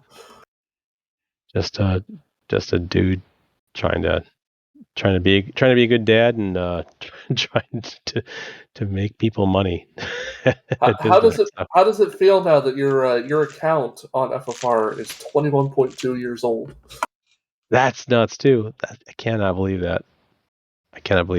Your account is old it's enough like to legally drink. it's old enough to drink in the U.S. Yeah.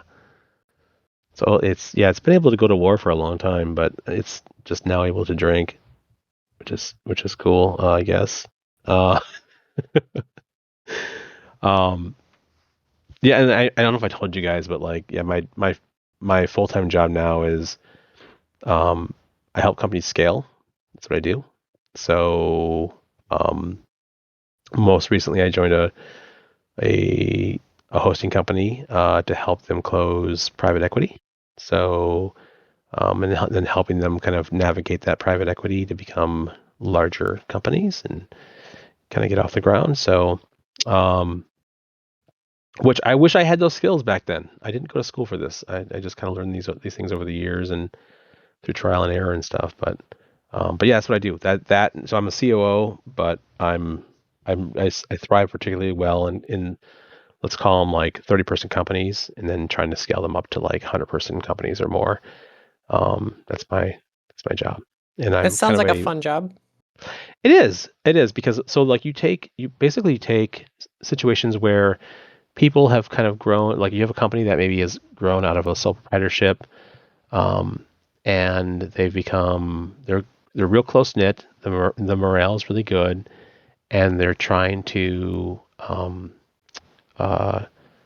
get to the next level, right? But they have a certain way of communicating. So like a lot of the communications kind of just direct through Slack.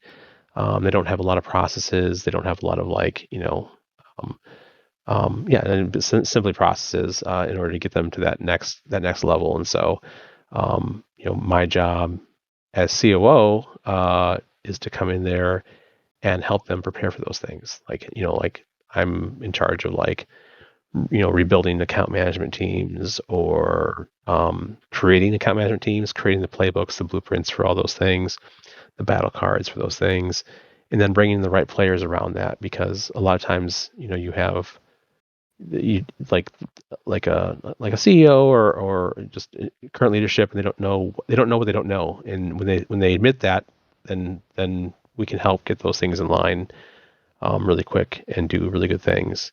And so then also rolling them into things like certain types of frameworks, like if you guys are familiar with like ROCs or like EOS type frameworks, helping them kind of like focus on the things that are important.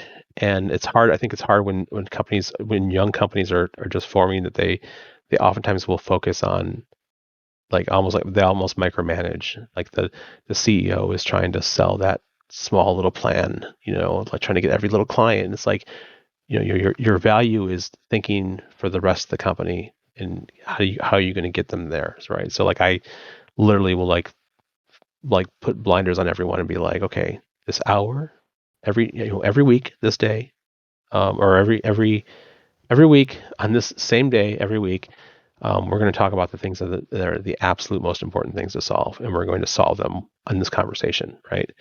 And everyone's going to criticize each other on purpose, and we're going to get things done. We're going to be truthful, and I'm going to say, hey, founder, you have this bad habit, and this needs to stop. You need to stop micromanaging, or whatever it might be. And we have to affect change for the rest of the company, which again, it's almost like this is like these are things that like I wish I knew back then, but that's kind of what I'm doing now. So I just did that with the company that got sold, and now I'm a company that, like I said, that just took on private equity, and we're in the midst of scaling them up, and I hope to be with them for a long time. We'll see if that like as we scale, can I help them? For me, the uncomfortable part is like if they get to like 200 employees, right, or 300 employees, like can I help them in that situation? Am I the right person for that? And so to be seen, but I know that in the spot that I'm in right now and the scale they are right now, like it's the current company I'm with, the growth is like it's like 50% or whatever it is year-over-year growth, and massive margins and what other things I can't disclose there on that front, but like good stuff, and I really enjoy that. I really enjoy growing them, growing their community. So lessons learned from FFR, I guess, paying dividends. Synth, want to come to a party in January 2025? Is there a party in January 2025? I don't know if Hate and Hatred was here for the whole discussion, but might be able to do Anime North. Is that in Toronto again or no? Yeah, it's always in Toronto, Ontario. It's in the what's the name of the center again? God, I go to it so often. That's the Toronto Congress Center. That's right next to the airport. It's within walking distance, as I discovered. Happy. I would love to do that. Yeah, that'd be cool.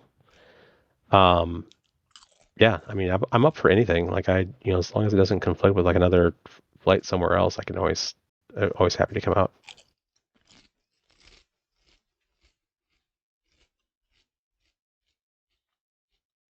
Yeah, happy to do that.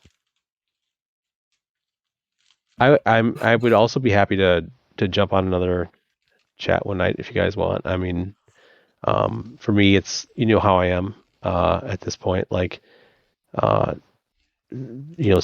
ADHD type of like hyper focus on the tasks at hand. So like when I'm into like getting something done, it's like that's all that matters to me. Like it's literally that's my MO, right? So like it's like my worst weakness, but also my greatest strength type of thing. So so I kind of, as an adult, I've learned to use it to my advantage, and so like if I'm working for a company like I am now, it's like my days and nights are like literally consumed with thoughts on how to solve problems. When it was FFR, that was awesome. So as you guys know, like sometimes I'll go very, very quiet for a long time, and like just like it's like I'm comatose, right? And it's just like my intentions are always like, okay, I'll answer that in a little bit, but first I got to solve these like 100 things, and those 100 things turn into like like 1,000 things, right? And so it's literally like it's like I swear it's like an ADHD thing or something. It's crazy. But yeah, I'd be happy to jump on another chat. I'm sorry I like monopolized so much of this. Don't be. No. That's why you're here. We would love to have you again sometime. Yeah, literally anytime. The longest stream has been 6 hours. We still have another 3.5. another good 3.5.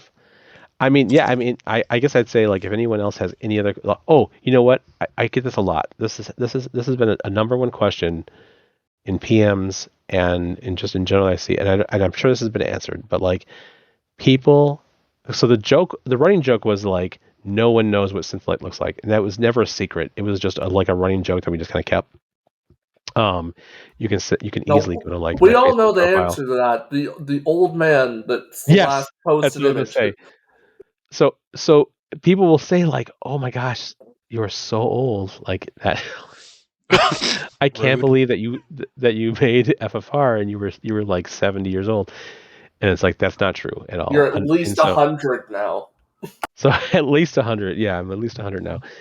And so that guy was this really kind gentleman. We actually were on our way. I think we came through Chicago, stopped at my house. I think this is correct. It was probably before that second Bowling Green convention or whatever, and we needed a bite to eat, so we had a bunch of merch on us and everything, and so we went into Burger King, and there was a guy. He was just like kind of smiling at us, kind of like this happy looking, and we're like, would you mind holding up this shirt and just smiling for us? And he's like, sure, no problem at all. And I think that I can't remember what we said around that. It was not mean at all. It was not mean. There was no mean intent involved for the guy. And then I posted that, and from the moment I posted that photo, like everyone, or it felt like everyone thought that that was me, and it was not. So we just just continued to kind of not say anything and just kind of left it there. And I remember for a long time, we kind of became like the Facebook for like the Philippines. Does anyone remember this? No. I know we were like the MySpace killer for the longest time. People literally went and dated and stuff on our website. Yeah. There was a whole like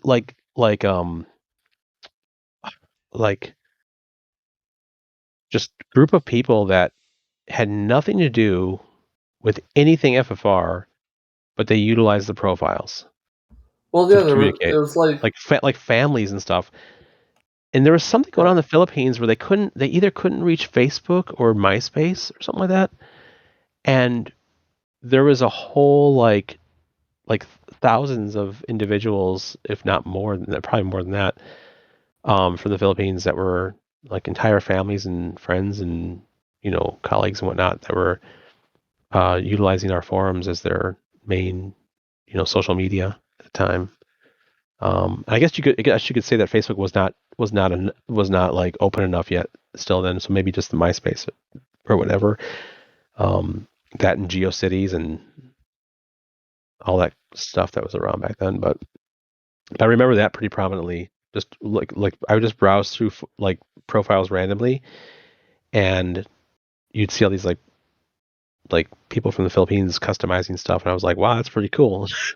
like they don't even know the game's there. Like it's just like, wow, people are actually using this. You just made Facebook ahead of time, but only for the Philippines. But only for the Philippines, yeah. Yep.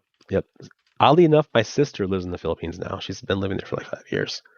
So her husband is from the Philippines originally, and he wanted to move back with his family and whatnot. So they moved there quite like 5 years ago, like I said. But let's see here. Debunking it. Wait, what's going on? Oh, they're referring to the old man holding up the shirt. Oh yeah. Yep, there he is. Yeah, that's so funny. There's the Burger King. Yeah, he was laughing with us. We were having a good time. I wish I knew his name. Little did he know that photo was viewed probably millions of times. I see. I posted there in 2016. Good to know that was 8 years ago.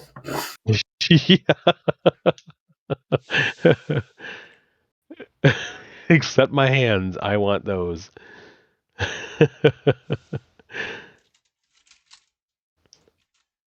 Yeah, you're right. So many people doing the FFR space didn't play the game at all. Same thing with the pro chat stuff. There's a whole, like people had entire like rooms in there that they were attending every night and had nothing to do with the game. You had to have so many moderators. On that picture that you posted into the stream chat, someone posted ugly old fat guy like dozens of times back in 2007. Yeah. It is actually out of hand. Well, I mean, you just keep continuing the joke at this point, right? I mean, you just admit that you're let it go. 110 years old, young. You're just approaching your ascension at this point. This and Kid Mercury was like, "Chill, it's not him." How can an old fat man create such an amazing game? Oh my gosh, that's too funny. Someone was theorizing that it was your father. Nope. Definitely not my father. Definitely not. Need to be so many moderators, Devonin. Yeah, Devonin, you know. You were there. There were all kinds of super sketch things going on in the chat, in the video chat. I mean, mix free video chat in the mid early 2000s and Human Nature, and you can imagine the stuff that we would find in there and have to moderate. There's some wild comments on these old picture posts. Mm-hmm. Mm-hmm. And equally wild stuff just sent back and forth. Yeah.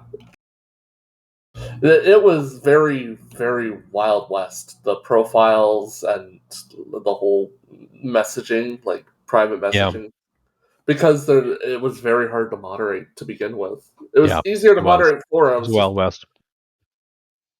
Profiles, there were too many of them and just too much stuff going on. Like, it's impossible to moderate that.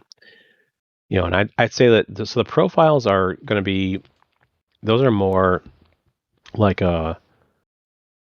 primarily headed up by Jason Key back in the day. Like, he came up with a lot of that stuff in there, and then we just kept on kind of, like, I'll call it backporting, but we're kind of like pushing FFR elements back into those profiles as well, right? So, like, all the different tokens and whatnot got pushed in there, and then he kind of helped direct some of the efforts on, like, customization of the profiles, right? Because you want to be able to appeal to as many people as possible and let them carve out their own space.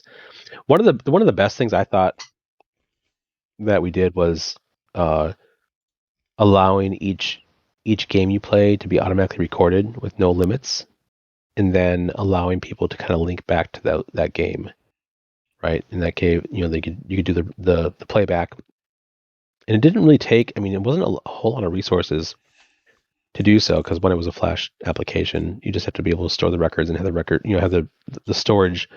And Velocity, I don't know if you know offhand, but like it couldn't have been like more than 1 or 2K of storage per game, because it's really condensed as far as like the format goes. It's not like you're like trying to like save positional movements on like an XYZ axis and other. The original version was quite large, actually. It was probably about 10 to 15 kilobytes on the majority of files. Anything with like 1,000 notes or more. Okay, I'm sure you like brought it down by like a factor of 10 or something. After that, it got down to like 15% of the original size with a lot of nonsense, and then it went farther. Did you move it to like a blob format? Yeah. Or is it okay? Yeah, there we go. Awesome. So it doesn't even have like time or anything. You can't, it just has a single byte per note, and everything else is inferred from the chart itself. So it just knows at note 52, you got a 52 millisecond. Figure it out. So wow. Look up the note, see what direction it was, see what frame it was, what time it was, and then build the replay back. To me, it's really cool that like we were able to do that, and just again, it's not like we were looking to monetize that piece, right? So it was like we didn't say like you only get like 5, you could and then you had to pay. It wasn't like that. I'm just laughing at AP talking about breaking replays, pushing the big red button. That was the time. That's also around the time where we restored a corrupted forum backup and lost 20,000 members. I think I remember you telling me about that. I deleted 15 years worth of scores. And I know that AP is like he was in the midst of all the the vid chat stuff, so he knows all too well. Apers is the one who onboarded me onto FFR, and just really gave me. I kept asking for changes to the website as I worked on the engine once I joined, and at some point I think they just got fed up with me and just gave me access to the website so I could do it myself. There you go. And don't use PHP I'm in a dump database when it's over 100. My lesson learned. Yep. Yeah, database it's still kind of. Oh, by the way, since I got you here, our weekly backup stopped, and I don't know why. You talking about the ones from the cPanel ones, or the actual like? They used to run every week. I don't know what made them, but they were always there, and now they've stopped. Okay, it's probably just like cPanel. I probably can't do like a proper backup rotation, and it's probably like those for years. Well, it's probably, I don't know, maybe it's run out. It's like the space is just it's taking up a little too much space, or maybe there's a safety backup taken. I can tell you in like seconds, probably. There was an issue where the backup was included in the previous backup, and they just kept recursively getting bigger. But we fixed that. Let's see here. Well, one would assume that with the amount of availability on /home, that there would be more than enough to do nightly backups. Yeah, it used to just work fine, and then it just stopped, I think, in November. Let me just check something real quick here. Live FFR maintenance, everyone. Uh-huh. I should eating salt and vinegar the chips, PowerShell. if you can hear me. We can't. The stream can. du-h. Find out what's in these directories real quick.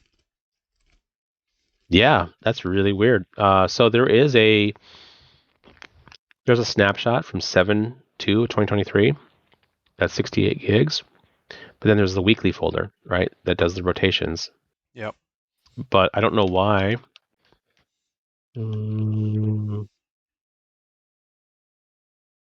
It's doing well. No, the last backup was on 1/31, 2024. Perfect. Maybe Adam fixed it. I know I usually think what you're talking about. It's possible. I may have also fixed it myself a few months ago. I saw something going on, I think, and I know what it was. I had to do some work on the DB, and I couldn't get into it. And so, like, I was like, did someone change the password, or is it like I'm being a dunce here? And so I immediately ran a backup. I think I ran into a problem, so I had to like clear some crap out, and then it ran. So that may have been me. It may have been him. I'm not entirely sure. How FFR killed FFR. Nope, not gonna break it. It wouldn't be the first time. That's true. That is true. I like to keep local backups in the off chance something catastrophic happens. Yeah. Three copies at any given time. Yeah, I think when we move this, it'll be. I think I'm going to recombine the database and web server to one. It's actually a little faster, and then I can get better use out of system resources that way. But we can figure out how to do that. And like I said, if I can probably get it on a significantly faster machine. Like I could probably throw like 120 gigs of RAM in there, even when we don't need it, just solely for the purpose of holding all the InnoDB buffer pool in memory. We only go down also when we get DDoSed. Yep. And that's like the Bing crawler accessing the website, because that's enough sometimes. Well, I think that maybe there's a case to be made here too for like better utilization of like Cloudflare and Magic Transit and everything else. Like I'm wondering if there's some potential gain from some of that. And then even for downtime, if there is, I don't know. I know that we're very dynamic in what we provide, so that's a slightly different situation, but there might be some interesting things we can do on that front. I don't know. We can figure it out. 99.9%. Yeah. Yep. That's the same goes for networks. They work really well. Like Juniper equipment, Cisco equipment works really well until you change it. Rogers works really well until you push an invalid config and knock out a third of Canada's internet and 911. Jeez. Oh my god, that thing! Oh. Yeah, they just pushed an invalid config out to everyone, and it just knocked out their entire network and the 911. Yeah, it's rough. It stretched, if I remember correctly, it stretched all the way from, I think it was like somewhere out in Winnipeg. It stretched from all the way from Winnipeg to Quebec. It was really bad. So API, the last I remember talking to you, I could have sworn you were down in like southern U.S., like Austin or something like that. I don't know, somewhere down in Texas, maybe. Am I wrong in that? Man, philosophy. Well, it's Houston, Austin, Seattle now. All right, excellent. I'm not senile. Okay, cool. I mean, being 100 years old, that's, prone to forgetting things. But yeah, that heat is atrocious down there, man. Yeah, I actually end up moving. I still have a house kind of near Chicago, but I bought another place like far west, a little bit more south in Illinois, the great state of Illinois. Not really, but definitely that's about 2.5 hours away from Chicago. Want to get away from some of the hustle and bustle of downtown. Although I still drive in, like, I swear it's like once a week I drive downtown.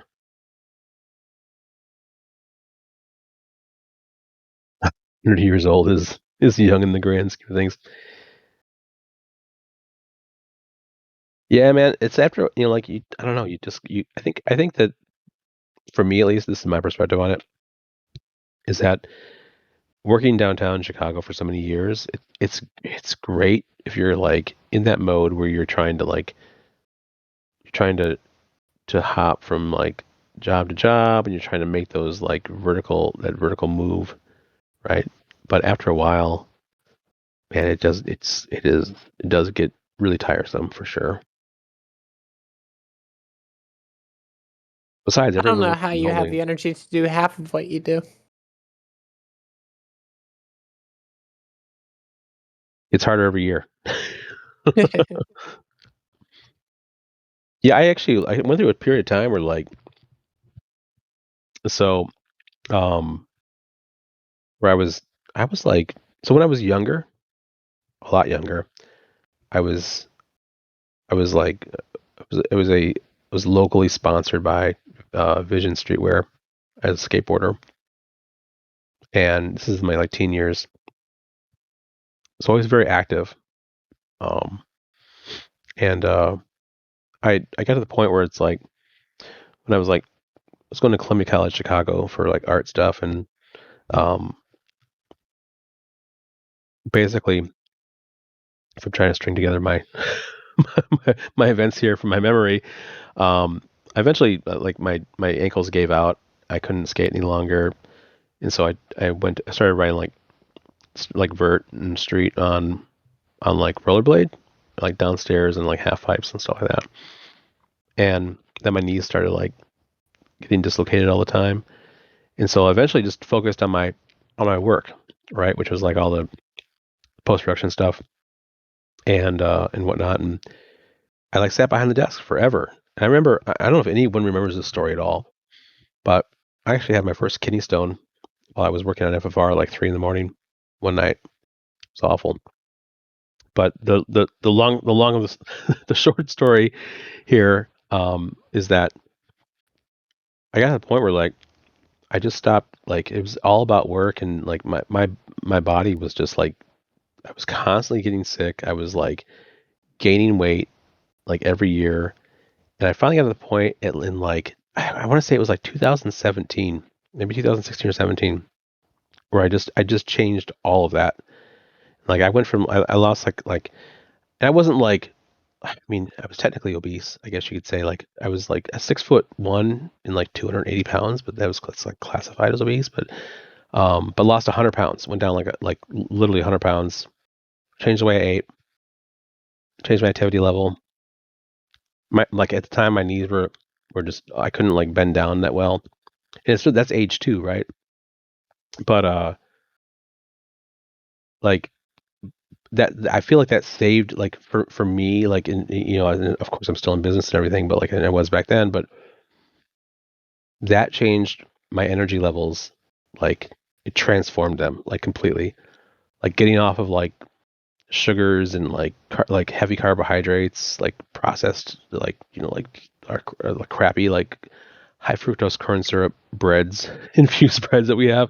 Like it went for me like eating like like crap all the time to just cold turkey. Like I like switched and just started working out. Like I just went through like through the week I work out almost every day, going through different muscle groups and just eating really well.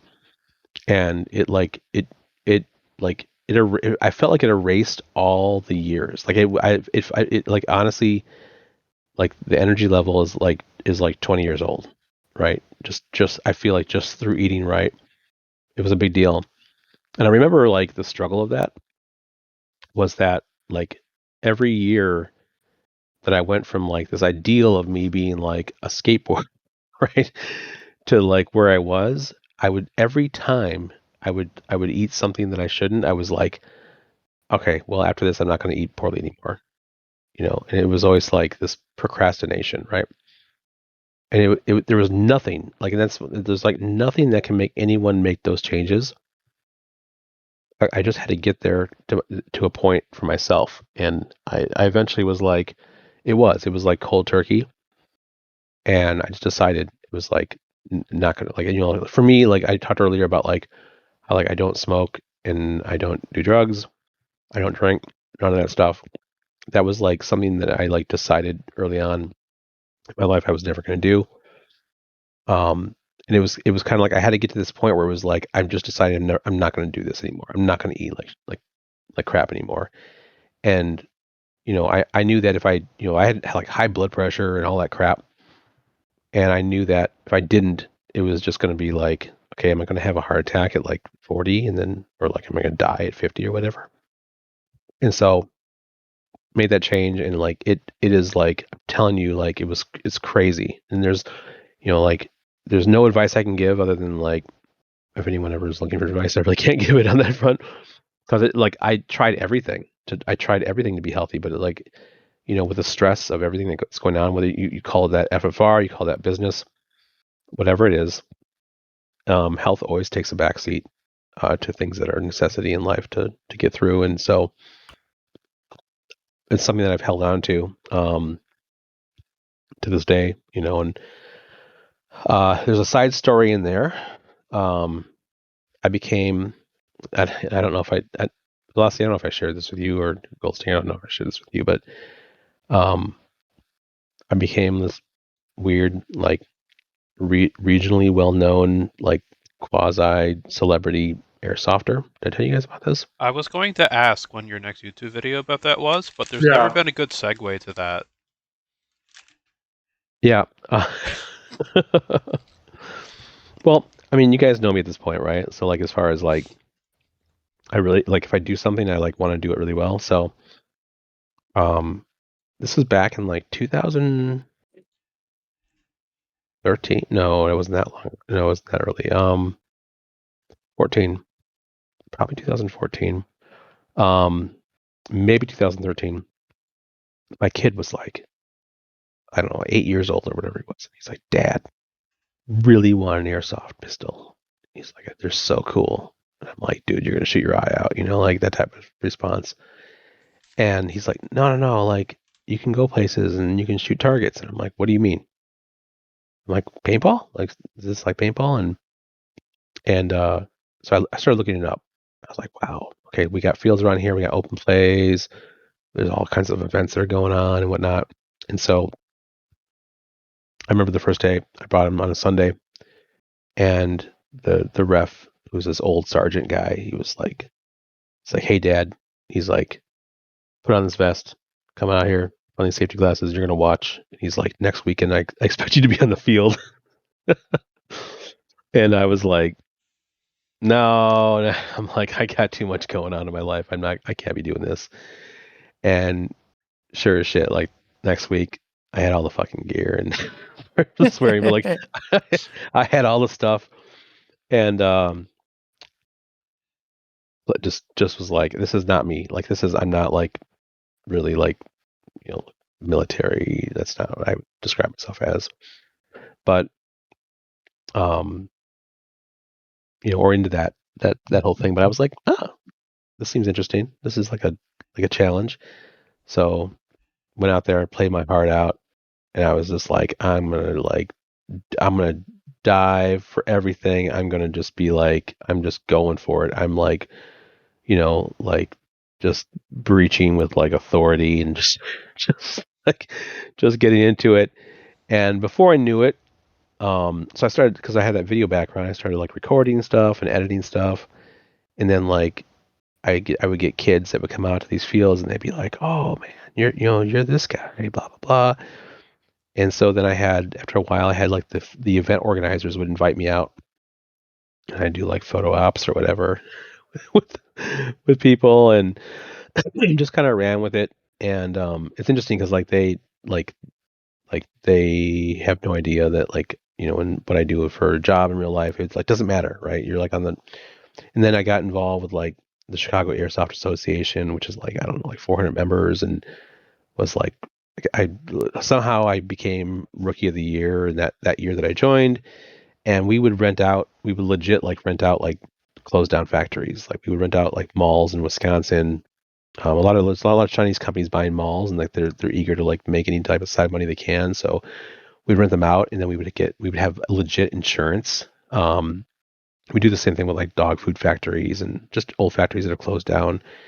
And we would run like full-fledged like operations for those things on airsoft. Like this is like well above like the open play stuff. And I have a lot of videos on that. Actually, I'll share with you guys. Hold on. I'll just kind of give you guys a link. Give me a second here. Let's see here.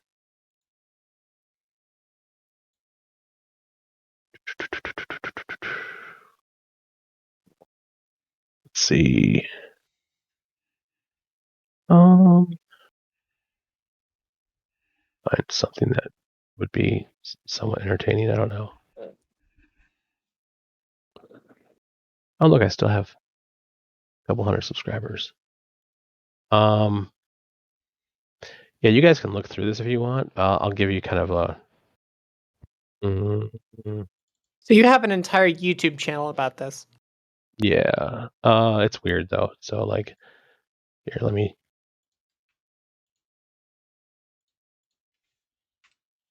Give me 1 second here.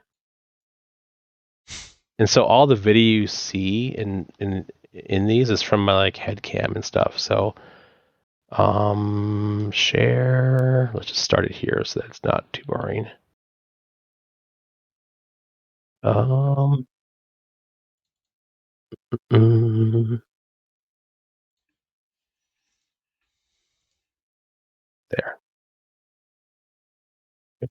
Have fun with that as you will, I guess. Not everyone's cup of tea.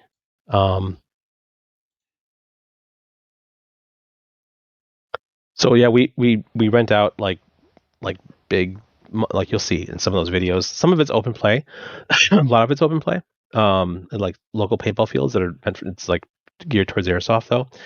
But a lot of stuff in there I've done work at, or not work, but I've done stuff at these facilities and whatnot, and then I've actually done full like riding in a real helicopter, like shooting airsoft pellets out of helicopters, and you get strapped in. And been down to some military training facilities down in Georgia, like first responder training facilities where we run large like multi-day ops down there and everything. So, yeah, that video I just shared. We have flashbangs and all kinds of stuff. Oh my god, like grenades and everything.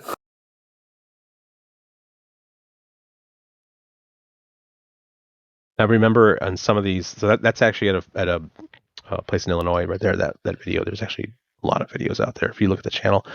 But where we would like, you're basically like, there's a plate, like a what do they call it? It's not plate glass. It's like the glass that turns into like little cubes because it's like treated a certain way. I can't remember the name of it, but like we'd be in these malls, right? And like think of like an old Hot Topic, and it's like we're crunched in this like space, right? We have to get out of the space. So you have two options.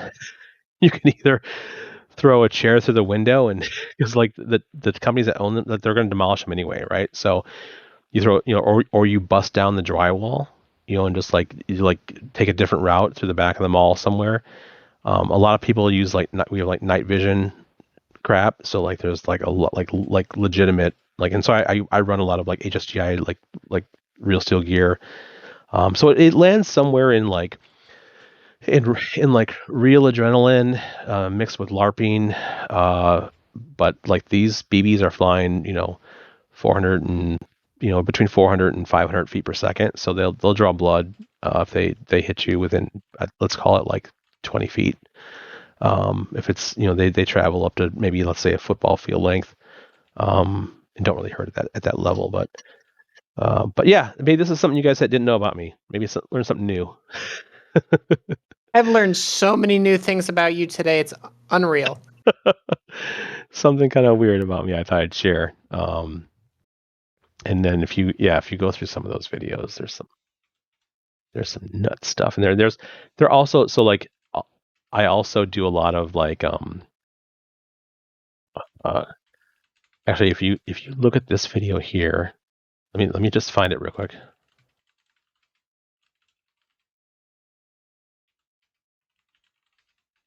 One second, let me find it real fast here. I gotta scrub through.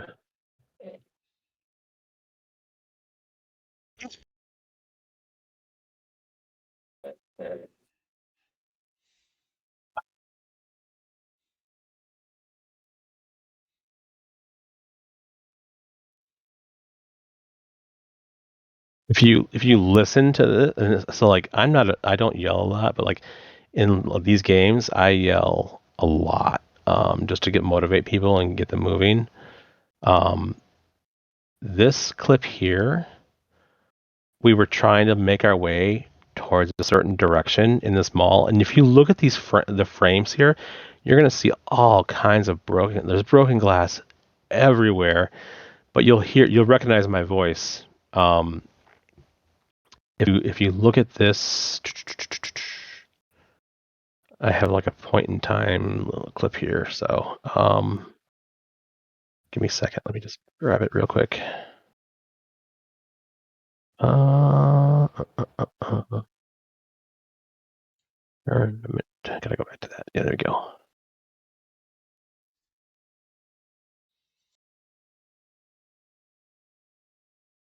Did I not post the last one in tournament? I posted The last one you posted in the Twitch chat.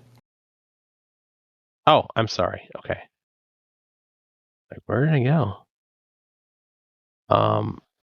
Everyone is going to be Synthlight experts after this. And so there. That I'll post in the Twitch chat again.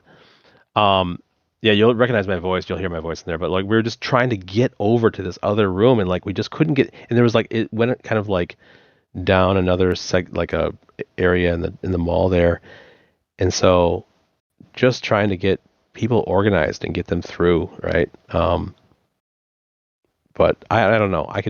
This is a whole like non sequitur like segue into like the crazy airsoft life of mine. How do you even get clearance to use such areas like that? It's all private, right? It's private owned. Like there's like literally there's a Chinese company that owned that mall that I just linked. A lot of closed down malls in the U.S. And as long as we have insurance, we have some of those events. We're looking at like 600, 800 people at some of those, and so about a third of the cost is insurance, and then the rest of it is like a split between. Some of it goes to like event organizers, and some of it goes towards the companies that own the property. Like, what do they care? Like, they don't care as long as you have insurance. They don't care at all. So, and it's like almost all that stuff is slated for like destruction. So, you can literally just destroy. It's exactly like Call of Duty in real life. Like, if it was not lethal, right? So, like that mall that I just showed. I think I made like 3 videos of that mall, and they're all that mall there has like a full theater in it. So we would like have to like go through and clear like into like the theater and like clear the like there'd be like a guy with like tracers up in the projection area like camping out, and you're trying to like clear the the actual theater area, and there's no, all you got is your tack lights, and and you just start seeing tracer fire just like light up the entire theater, and you're just like running for cover, but below the seats and stuff. Sounds terrifying. It's super entertaining. It's super entertaining. Like so here's the thing, that the only thing I'm kind of conflicted with on here with this is that those situations, as fake as they are, because I mean you don't want to get hit because it's going to hurt, but like it's not real, right? It's not real war. It is technically going to be, like I said, in that LARP category. But as fake as it is, it like some of the younger people that play, like you can play to like 16 and older would be what we would allow with like parents consenting, right? But I'm telling you, like 16-year-olds, a lot of them can't handle it. Like we had people, like 16-year-olds, break down and cry from the stress. I'm 27 and I would break down and cry from the stress of that. It's like in you also like in anyone who's been in the military, and like a lot of the people that I play with, there are a lot of, I'm not ex-military, but a lot of that people I play with in Chicago Air Force Association, they're ex-first responders or ex-military. Like they've been through some of the stressful situations in real life, obviously, and I respect that a great deal. But these kids haven't, right? And so you put them in that situation for 12 hours, right? Or overnight. And like what you think you can take for like an hour or two physically and mentally, once you start hitting those hours where you're like, you've been out there for, like I said, like been in a mall under constant stress for 12 hours, they're not prepared to handle that. Like not a lot of people are, and it's nothing compared to real life, right? Nothing compared to like what an actual, like, hats off to anyone that can withstand that. But like I even feel like after some serious games, like I'll come home and I'll have like it's not PTSD, not even close, but like I'll be laying in bed and be like, oh, like like I remember like a stressful, like it's like you almost like twitch from like this stressful situation, even though it's all make believe, right? And that's part of the draw too, is that it's like super physical. Like you can burn so many thousands of calories like running through there, through these places, because you're under constant movement, constant stress, constant whatever. But yeah, I don't know. That is very true. Coming from someone who just got out of military, doing exactly that. Oh, did you? Okay. Yeah. Okay.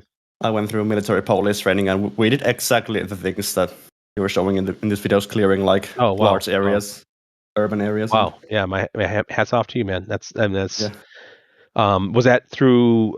Is it kind of a conscription thing, or did you join? Yeah, the Finnish Defense Forces. We have a conscription in here. Wow. That's I don't. It's odd to me that like we don't have, with all the craziness with like guns in the U.S. like all like I'm surprised there's not conscription in the U.S. Like it's really weird, because like I don't know. That's like, I guess that kind of runs into like political stuff as well. But like, it just seems odd to me that like there would be there's no conscription here. I think it teaches people to be. I don't know. I don't know. I won't get into that, I guess. Just so you guys know, like I'm like the type of person who runs like I'm moderate on everything. Like I believe that like everyone should like if you believe in, like I own a Tesla, but I wouldn't be opposed to owning like, I don't know, a firearm if I wanted to. Like I grew up in the country, but like so I'm like all over the place on things. I try to be like, I think there's no room for moderates in this world anymore, which really sucks, because like it's weird. It's just weird how polarized the entire world is right now. It freaks out. Like, my neighbor is like super duper conservative, and freaks out my neighbor that I have a Tesla. They're like, "Are you anti-American?" I'm like, "What are you talking about?" That's what it is. Yeah, what does that have to do with anything? Like, this is the most American-made car in America. So, I mean, Elon Musk is insane. He should be out of there, but, yeah. So this is something I haven't been out there for a while. I haven't done a whole lot in the last couple of years, but, let's see. Conscription might not be out of the question in the future if the U.S. Yeah, exactly. Miss the recruitment goals. Yeah. I mean, there's also this weird thing going on right now where there are so many proxy wars happening right now. It's scary. It's really scary. I have a side obsession with this whole Russia-Ukraine thing, and like literally, like I feel like every night I'm getting caught up on it. But now on top of, you've been following the news out of Iran recently. Yeah, Iran's like ready to like, they're throwing threats left and right, and then have you seen like in the last few days the like 85 sites that we bombed? So there's I don't know. I mean, at what point do all these like crazy like proxy wars become direct wars? Is my question. No leader will literally declare war. It just doesn't happen. It will slowly develop and become one. Yeah. Because the worst thing you could do for your political rep, so to say, is to just declare war and be like, yeah, you were the person who declared war. War were declared. Yeah. It gets held over your head very easily if you just go and declare war. So they will never do that. Stupid. It'll just slowly happen. Yeah, it's definitely I mean, I know that if you look historically, like, okay, they'll tell you that like, okay, there at any given time in history there's been like X amount of simultaneous wars going on or whatever, but I don't know. I mean, I think in my lifetime I have never been as worried as I am now about how much war is going on, and I feel that war in general is just so damn useless and just hurts people. It's just dumb. I don't know. It makes me sad. So, and then the thought that we could be involved with stuff too, like in the U.S. is just like we're already the U.S. already has its hands in like all kinds of proxy wars and whatnot, but like this is all threatening. I mean, with everything going on, not just with Iran, but also like with Israel and Russia, and like there's just so much that's like, and maybe it's the players that are playing these very like public proxy wars that concerns me. It's probably more evil and more awful when they're these small little proxy wars that don't even get news coverage, but that doesn't make them any better. But I don't know. There's real. I feel like we're just a couple of mistakes away from something awful on that front. So I hope I'm wrong. I do too. I hate thinking about this stuff. It's so spooky. Yeah. Yep. I just it's not even like I'm not even worried about myself. I think that like I think about like how I think about of my age, how old I am now, and how there are literally like right now because politicians can't get along, and because resources rule everything, you have like kids that are like younger than my kids out there dying, and that's a crock of like bullshit. Like that's just so awful. I know it's history. I know it's been going on forever, but like it's just I don't know. I can't stomach. Doesn't make it right. Nope. Absolutely not. So, all right. Well, I'm sorry I turned this into a talk about war from my airsoft. Oh, you're fine. It's still interesting. So yeah, if you're ever bored, I also one of those videos or not one of them, a few of them. Almost every video is like me playing, but there are videos. Let me find one of me doing some like more cinematic stuff. So like where I don't play, right? That's very rare. This is more like me going out there with a cinema camera type stuff.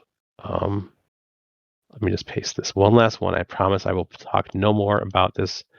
You will not hear about the airsoft again tonight after I paste this. That video I've not played at all. That's all just like me having fun with some just cinematic stuff on the field and trying not to get hit while babies are flying everywhere. Yeah, war is only fun when it's not real. Yep.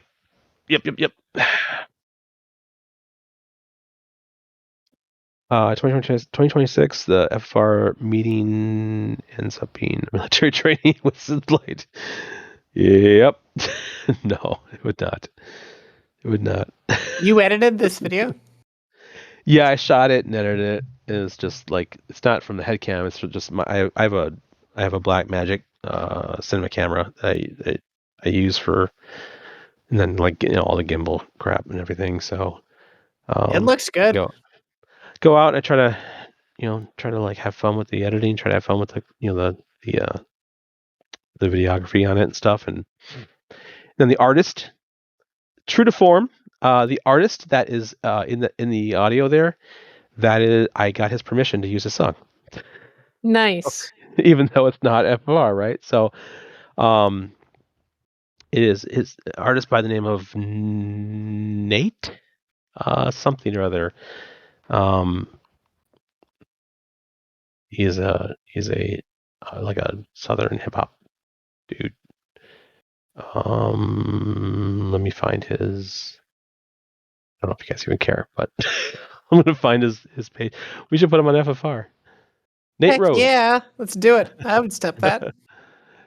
Nate Rose is the dude. This is his guy. This is the guy. Like I talk to him on Facebook occasionally. I could reach out. Oh, absolutely, we could get permission but it's the genre is kind of like weird for FFR. But oh no, this is right up my alley. A weird genre for FFR anymore. That's long him. Out the window. So Nate Rose music. So I think at one point he actually reposted or shared the video at some point, something like that, as well.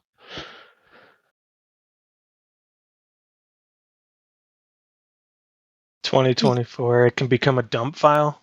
Yeah, that's exactly what I had in mind. Dumps in FFR? Does Synthlight know what a dump is? No. Oh no. He's been out of the loop for 10 plus years. Do you approve of them in the game? Say no. He doesn't know what they are. Say no. I have to know. I feel like it is abstract representation of music through arrows. Oh. You know how you didn't add holds to FFR? Well, this is the workaround for adding holds to FFR. Okay. Just add more notes. Yeah, that was always bothered me, by the way. Why didn't you? I didn't. It was. I think it had to do with like the one. I didn't have the skill to do it on the coding side. Two, I think the engine made it very difficult to do with the way it was coded in the past. I only figured it 2 years ago, so don't feel bad. Okay. And that always made me sad. That and like tempo changes were the things that made me the saddest. Oh, I figured those out last year. Okay. It took a long time to realize how it works. Yeah, that was a big like for me personally, because I was like, I wanted to be as close to like as capable as some of the Stepmania stuff, obviously, and those two pieces missing made me very sad. And then Resonance, of course, was gonna have a lot of that stuff done right, but it never became full fledged.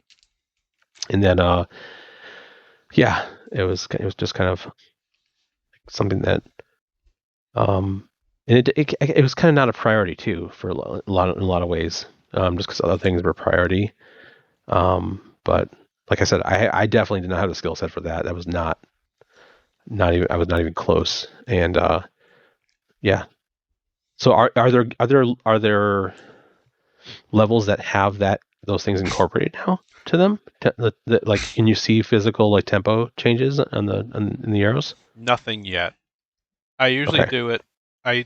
Anything that affects the core gameplay usually ends up being an April Fool's release, where I will just go completely overboard, changing how the game works. A couple of years ago, I made an entire campaign with holds and other stuff like that, like 6 key, 8 key. Oh, I think I remember you either you telling me that or that I saw that one of the two. But the April Fool's joke for this year was going to have like the X mod stuff from Stepmania. Huh? Like tempo, BPM changes, stuff like that. Not full X mod, but well, actually, I was going to do full X mod, but it's becoming a technical challenge. Flash can only be pushed so far, and as the last Flash developer in the world, it's getting a lot harder to get what I want. So is there a path? Is there a path away from that? That's reasonable. I mean, or is it? I lack the skill. I was gonna say let me ask this a different way. If I were to fund, Switch, is it possible? I guess anything's possible if you fund enough, right? But multiplayer got done because that was funded. It was funded. Crowdfunded. Wait, it was multiplayer was funded? What? My kind of. My entire rewrite, they decided to do a little fundraiser as a thank you. Oh. And as a thank you for the thank you, I said I will remake multiplayer from scratch, which was a terrible deal in retrospect. But you decided to do it. Multiplayer now supports like 100 players in a versus match, and like teams. Yeah, wow. And actual spectating of players. I'll wait for that to come out, by the way, so I can host weekly multiplayer stuff. So if you were to ever move it away from like the Flash base, what would you move it to? I was going to say Unity, but then that thing happened a couple months ago. Wait, what thing happened? They decided to implode their entire trust on the community.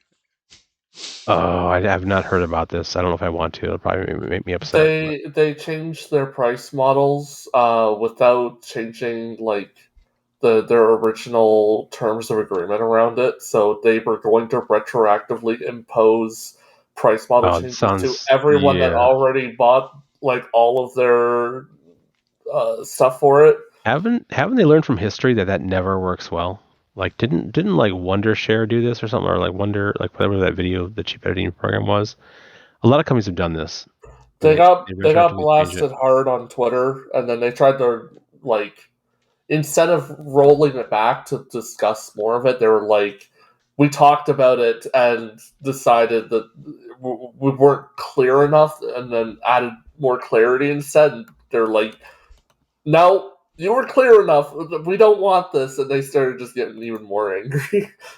It was also like charging a fee for every time the game is installed or updated for every user. And it was possible that, given pretty easy circumstances, you would pay more in fees than you would ever make on the game. And this was ridiculous. Going to retroactively apply to anyone. Did someone buy them? Was this part of an acquisition? No, they're just really bad because it was run by the former EA CEO. So yeah, Aku mentioned Unreal. Unreal Engine? I mean, I don't know what would be better. FFR is such a lightweight game that anything that can move a sprite on screen is good enough. Yeah. The hardest thing we have is keeping audio in sync. That's it. Well, it makes me think that, like, even Game Maker can run FFR. Probably better. Spin It Up was a Game Maker. And that ran better than FFR on my phone. So wait, Spin It Up was Game Maker? You that you converted to that? Wow. That APK is Game Maker version 1. Game Maker version 2, like 3 months ago, went completely free to use. I didn't know that you could export APKs and stuff. RPG Maker, I remember that. RPG Maker VX. It would be possible. Funny. Well, let me put this out there. Sounds like Unreal is a cluster. Unreal is overkill. Well, just from like you said, like the licensing standpoint, it sounds like it's a huge mess. The Unity one, yeah. Unreal is. Oh, I'm sorry. Yeah, I meant Unity. I'm sorry, my bad. They kind of walked it back. It's no longer just death to use it. But they did erode all trust in the brand doing so. They won't just it's decide one day. Yeah. I'd probably do it in Game Maker too, just because FFR is so light. It just needs to be responsive. That's it. Has there been any further thought on trying to get something up to Steam? The website would not support it. I can probably find a way to change that. You're talking synth-like. I'm not talking about the architecture. I'm talking about the software. Yeah. If we wanted to support Steam correctly, we would need to have the support for Steam IDs and stuff. And the development website from years ago actually did have support for all that stuff. But finishing up that project is still actual brain rot because FFR's codebase is massive. Yeah. And there's so many features that need to exist. Yeah. And you can't really half roll it out. There's a lot of stuff that I cut even from the dev site because just incredibly obscure features. But it's so much work and quite a bit of downtime actually just to get it working. Yeah, it makes me wonder I don't know, get some sort of I think that I don't know. I in situations like this, I kind of feel like it's. I mean, you've already handling a ton of work, and granted, it's with no timeline requirements. I do it because it's fun. Right.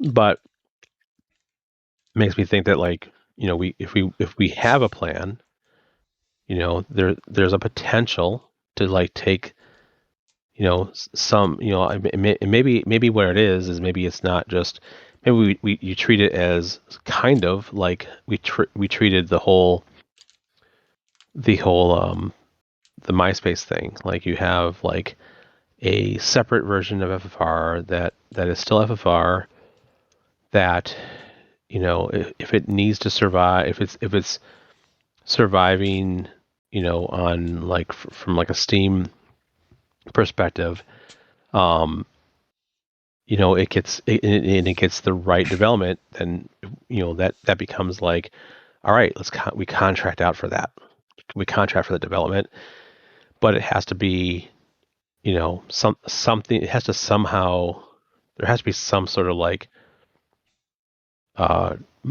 money involved at that point. There has to be, because like you can't like, so that's something that you have to kind of like look at and say, okay, well, do I bankroll that myself as Synthlight?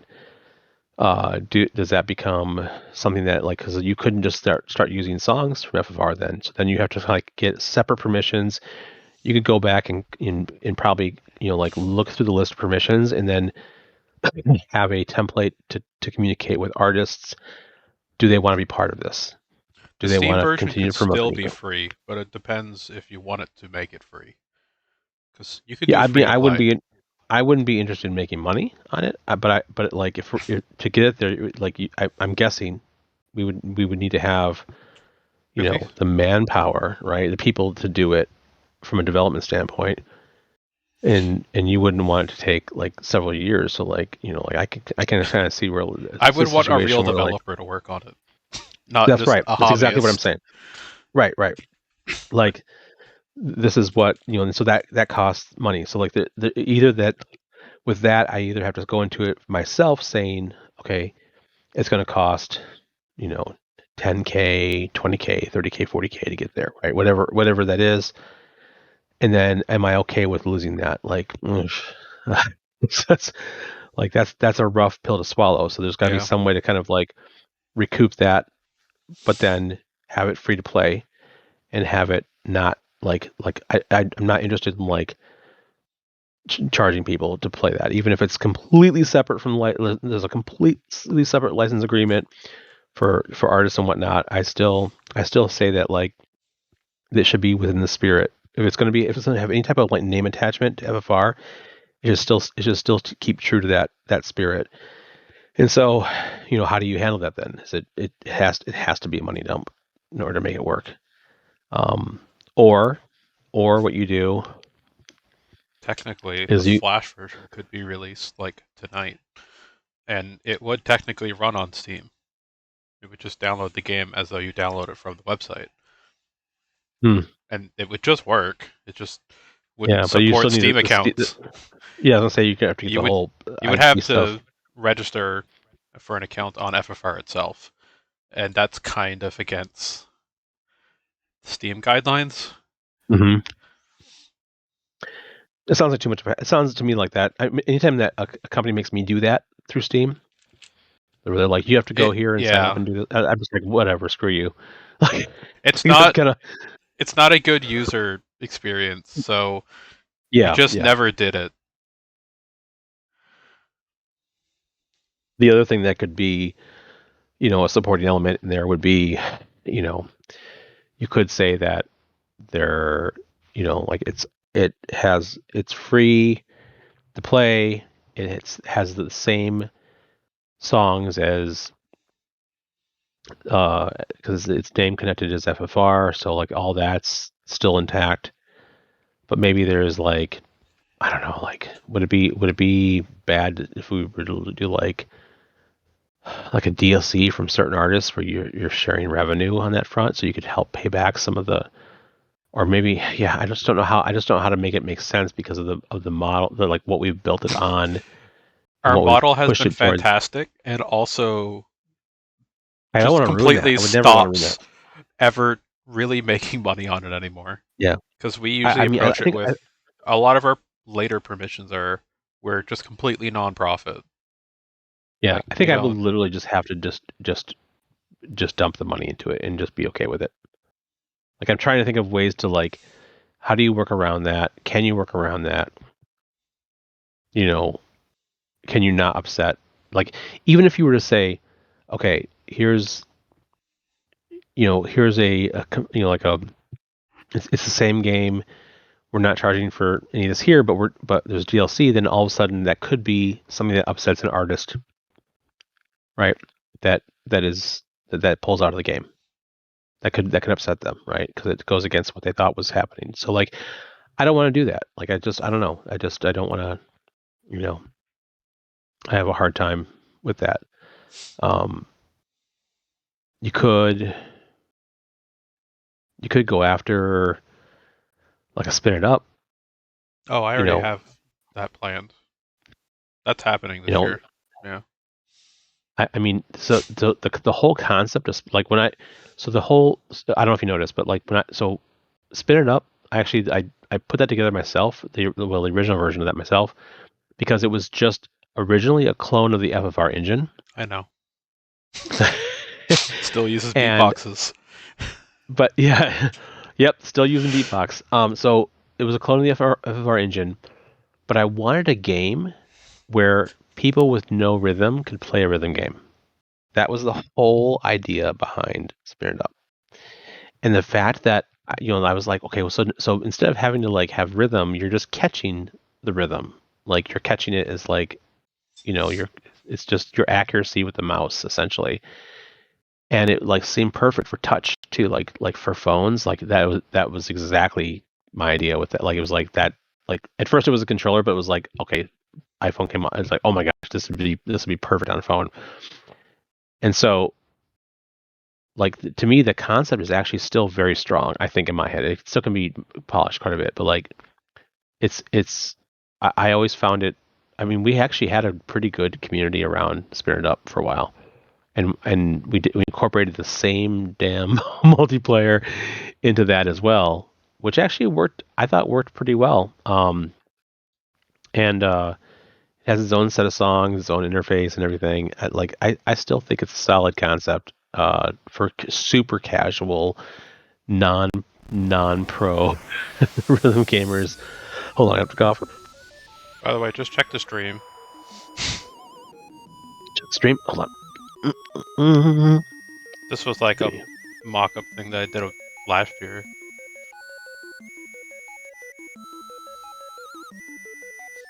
Okay, so it's. Oh, are you trying? Oh, is it where you're trying to hold on the well, I just went a little bit further than 4 key. I just did all 360 degrees.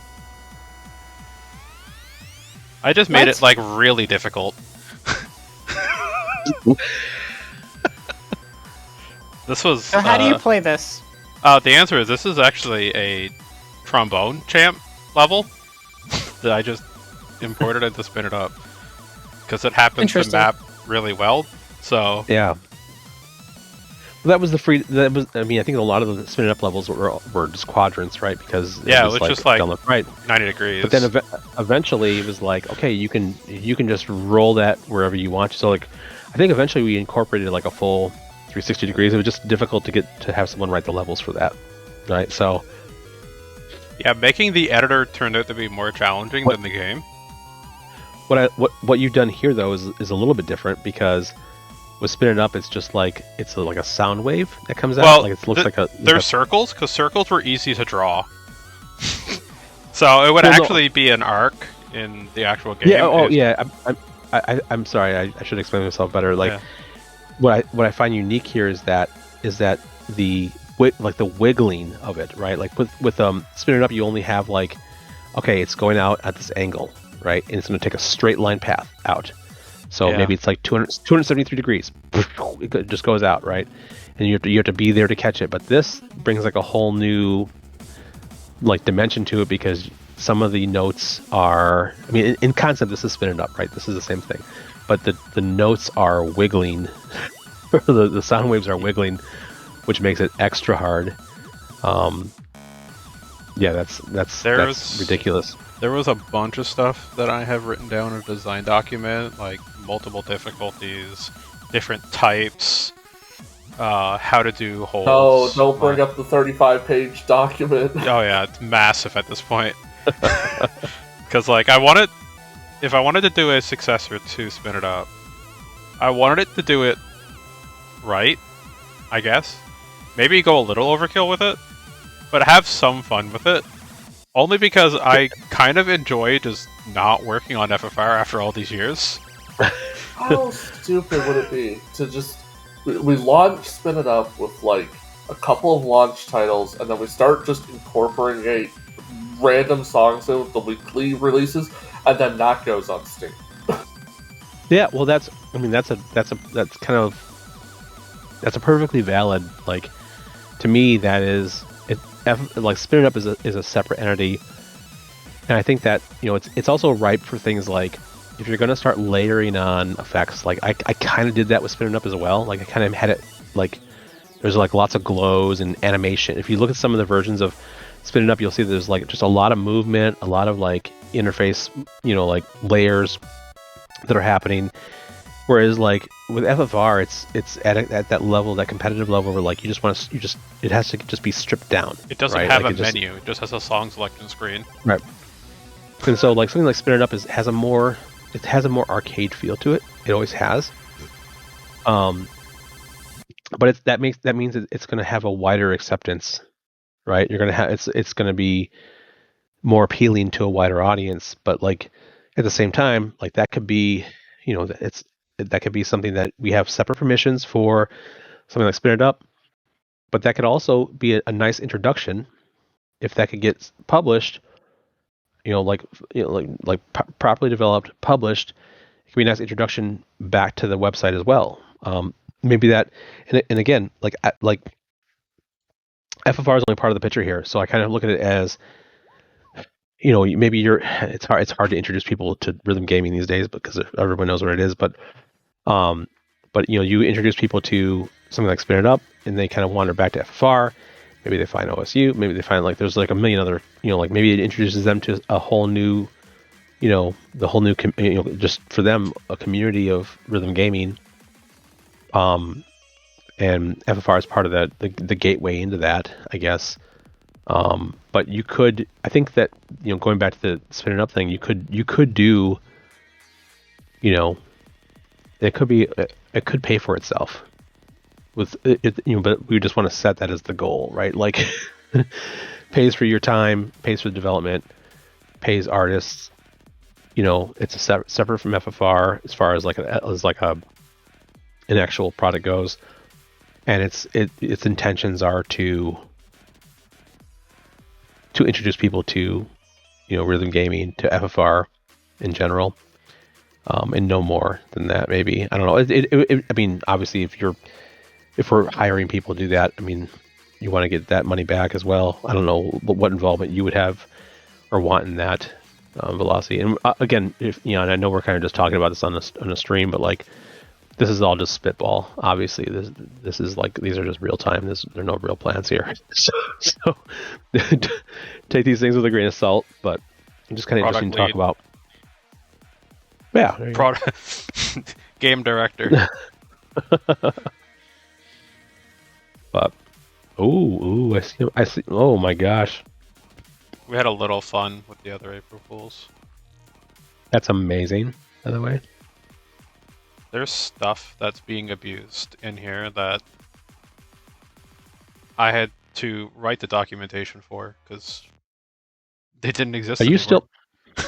Are you still using some of those like libraries that I was using for some of the different modes, or how are you doing that? This is all pretty much from scratch again. Jeez. So crazy, man. I'm using like pixel displacement maps to like squish and squash the notes, and most of it is just timing out, just moving the notes on screen, the receptors. That's wild. Mod file support on FFR when?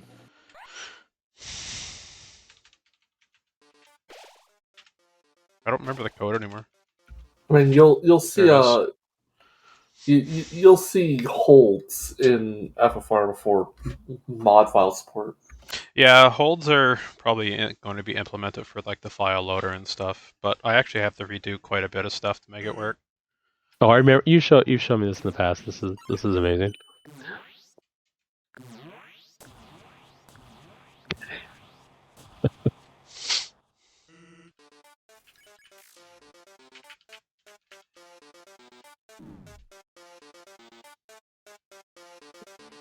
So do you have to beat him without losing health to get a AAA on this? No. I don't think it's actually possible because of an inherent hitbox bug. Like that being mistimed.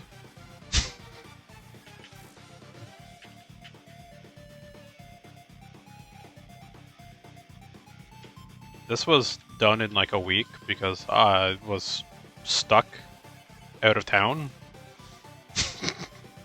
And I had nothing for a Halloween event, so I did all of this and didn't finish it in time. So it ended up becoming an April Fool's release. It's cool. Amazing. Yeah. I gained a lot of respect for Toby for how he animated all this, because there's no animations.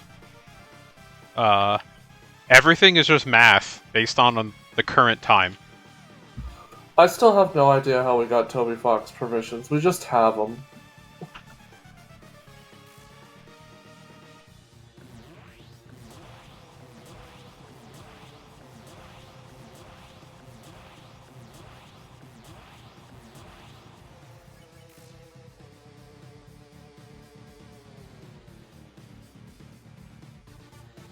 Elite, you're talking about fond memories of playing Battleman Zero and Spin It Up.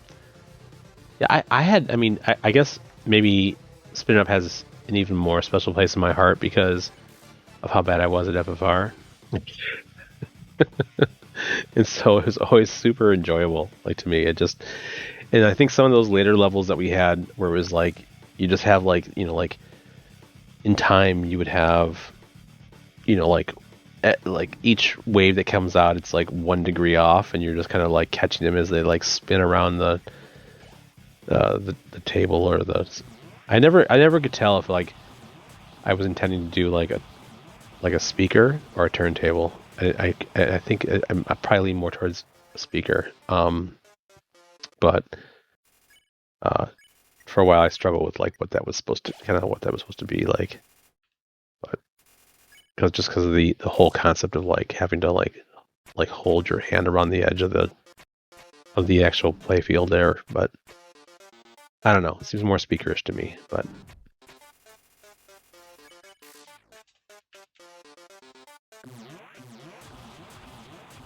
I'm assuming that. So what happened to the multiplayer version of it? I feel like it like left the website at some point.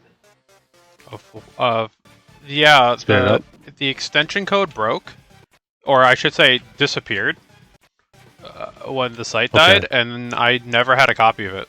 Oh, okay, that explains it. Okay. And I wasn't like knowledgeable enough to know how to recreate it from scratch. Okay. With no documentation. So I just never. It was like as full featured as like the FFR multiplayer, only it was like it had like its own set of graphics, obviously, for the multiplayer rooms and stuff. Do you guys remember? Does anyone remember Matrivia? That was a little trivia game. Only in the code base. Only the code base? Okay. Yeah, I had a Flash-based like trivia game that we put together that had its own website. And it actually was like linked from the FFR website, and it was just people would like not want to have like the stress of that, like the rhythm gaming, and they would just take a break and go do like trivia for a while. And it had like a whole multiplayer, like it had like a whole ranking system, and that was a wild piece too. I forget, like I know that it was built into the menu in the website at one point, but a few years ago I let it expire, like the domain and everything. But there were a lot of people that came and played that over the years as well too. That's the unavoidable tax, by the way. Velocity, can you hurry up and die and check your DMs? Check my DMs. Yeah. Why? Oh, okay, thanks.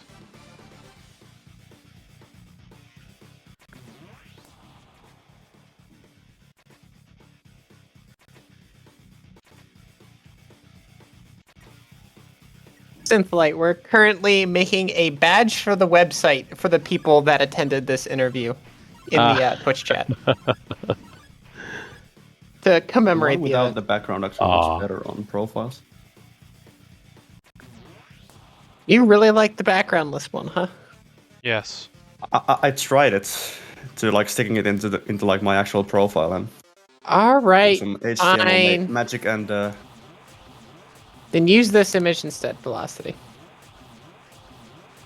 Amazing to see that a few of you remember Matrivia. That's amazing. I tried to like recover it, but the problem is like database side of it disappeared, so I lost all the questions.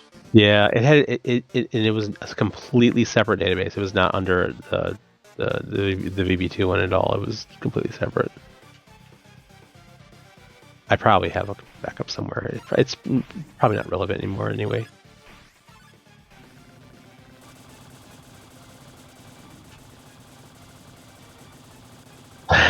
Velocity, you're pretty good at this game. Still got it.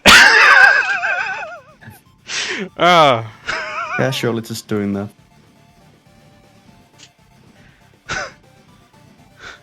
Did it in one attempt on stream on the spot. You have no idea how many times I played it testing, having never played Undertale before. So the only time I played Undertale was recreating this battle and learning how to play it. So when I actually finally played Undertale, it was that easy.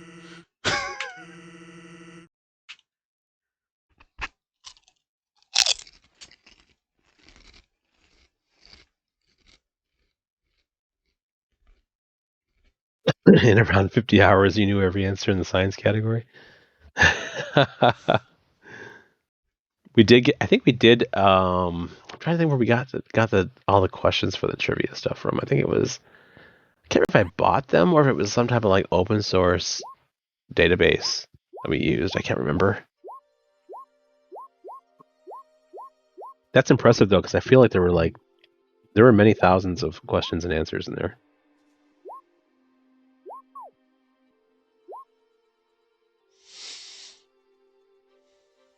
Anyone I don't know why anyone would, but I wonder if anyone put any trivia stuff on YouTube.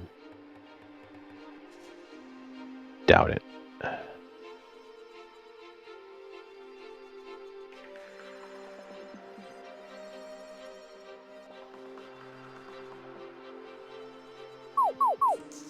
Oh, this is not right anymore. Still reminds me of the really old FFR page where the very, very old layout is still intact.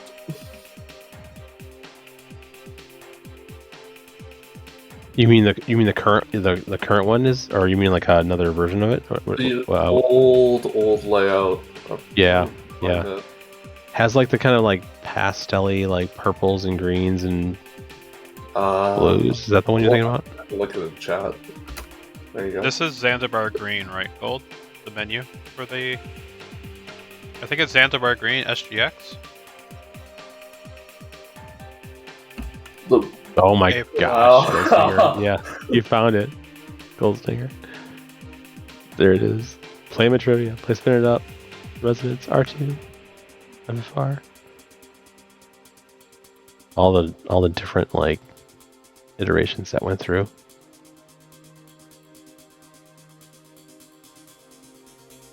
The menu music for this was purely for nostalgic reasons. It also just happens to work really well as a menu music song. I know. I don't know what it is. People keep telling me that Tell Me a Story was never used as like intro music for FFR. But I could have sworn there was at least one iteration where there was an FFR cut of Tell Me a Story by SGX that was used as the intro music. You're right. In between the times it was Rocket Flight, and it was in between the times of Rocket Flight, which was a really popular one, and God, the old Legacy one, when it was still really popular.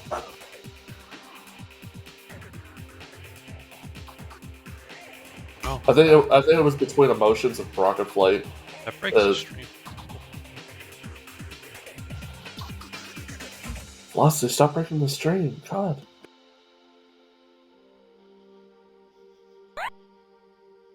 Oh.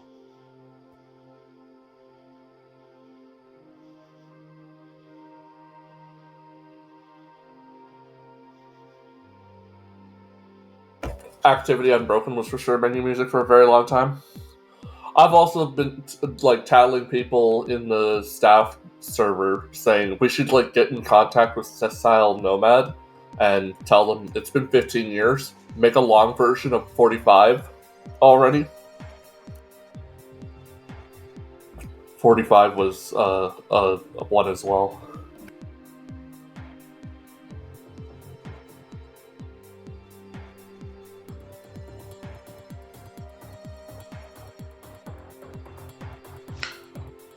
What was the sun little sprite in FFR Legacy supposed to mean? It was just there on the menu. The sun. It was like a tiny little sun. Oh man. I think you could click it to open up like the change notes. I think, or maybe something. Do we have a reference of it? It might jar my memory if we have like a visual of it. I can probably load an old copy somewhere.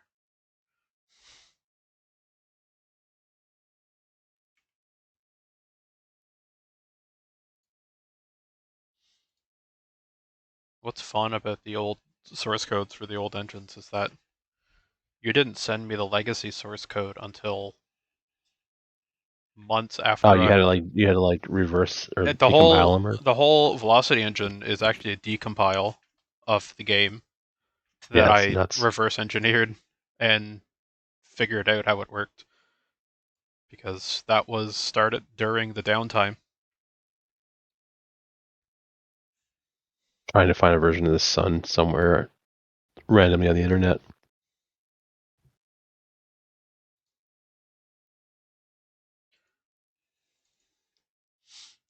Another question for Synth: is it actually possible to upgrade the forum infrastructure /version?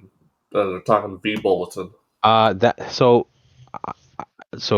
This is a tough answer because part of that's going to require like breaking so much else. Yeah, that's the issue, is that you have two different elements that are super old right now. You have like really old WordPress pieces that are no longer really WordPress, and then you have the vBulletin forums that are just they've changed so much at this point. So like, is it technically possible to upgrade the old version of vBulletin to the current version? Yes, you could do that, but I don't know what it would break doing so. There's a lot that it could break, and it would have to be because like, it's not like the whole system runs off of vBulletin's backend. So it's not like you switch over to the forums and it's just that piece there. You actually have to like integrate WordPress with vBulletin and do so with the new version in order to get it to all work together nicely. And I think it's one of the reasons it's been so behind on that front, is because it requires that reintegration. I don't know what changes they made to vBulletin. So like, the short answer is yes, but it's just how much time and how many things are going to break that we don't know about. I can summarize it very easily. Profiles will break a lot. Okay. Oh, tons of things break because we don't even use the standard version of vBulletin anymore. Yeah, there was if I recall correctly, there was a couple of exploits in vBulletin that people were able to take advantage of and hijack the website with. So there's been multiple patches made to our current version of vBulletin that makes it so that people can't bypass or break it. Yeah, I got a hold of the patches outside of the registry, the license stuff, and manually applied the patches. The current version of vBulletin that we use for the website isn't actually true. It's a lie. It's because it's been custom patched and manually patched over the years. It is solid, and I don't want to change it. Because, in all honesty, people have basically kind of moved away from using forums. People like the real-time side of like Discord and other things like that. So even our forum usage now has been like really low. We do almost any official thing through specifically Discord, and just kind of put it on the site and the forums as it's like archive almost. It's more of a mirror. Yeah, it's a little bit of a double-edged sword, because I feel like, you know, you have the advantage of Discord is obviously that real-time communication, but you know, there is a history there, so you can see back on the history, but like, it's not as easily perusable as a forum. or it does, and it also doesn't index. That was one of the big things with FFR is like all of those pages about all that rhythm game talk was like, it ranked really high in Google results, right? Like there's a lot of authority there, and so it was easily searchable. Like nowadays, if you want to like know something, I suppose you could go and do a search inside of Discord, but like it's more about living in the moment there, right? Whereas like the forum stuff it was just constantly flowing. Like we just did there's so many posts that were just like constantly getting crawled and whatnot. So, but it's unavoidable. You have to change, right? You have to like. So I'm and I was always for like you could say at some level like the pro chat, the video chat was kind of a precursor to like Discord in some ways, whereas like nowadays you have basically the foreign traffic has spilled into more of a Discord mega pro chat in some ways. And so I mean I still see things happen on the forums. I know it does not nearly as like it's not going to be anywhere near what it was, but like I still see stuff happening there. I mean, it's crazy to think how many people are actively active in the Discord channel. That's really cool to see that. People come back after 10 years and are surprised we're still both around and active. yeah. And still releasing songs and running tournaments. Yeah.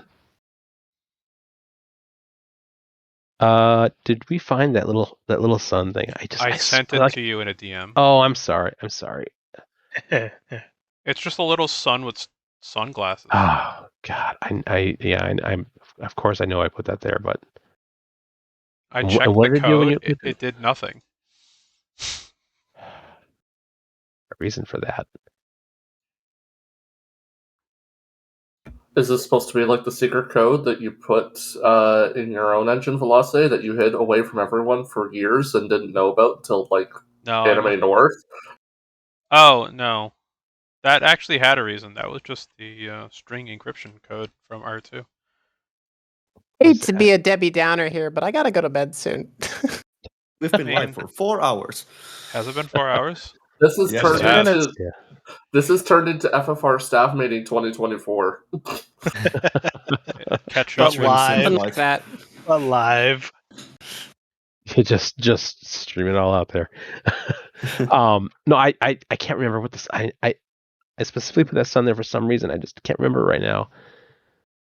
There was a reason for it. I thought it did something. That's what I thought too, but I can't seem to. I can probably. This makes me want to like look back and open some old code stuff. Oh yeah, where did the FFR dance guy logo come from? So that was inspired by like a B-boy stance. It was really closely related to a like I want to say it was like a a drawing or like some graffiti or something like that. And I took it and I kind of remade the whole thing and then stylized it, and then years later, I forgot his name right now, but he put the arcs around him too, and that kind of balanced it out. I did not do the arcs. Yeah, it was definitely like it was like total like graffiti style, but then I stylized it significantly. And then of course it's just flattened, like there's just no color to it. So I think I have a version somewhere that has like some like he has shoes or something, like you can see like the different colors and stuff. But I think early on it did just go all white across the character. So yeah, nothing fancy, just kind of just like inspired by like kind of like an urban feel, I guess. Fair enough.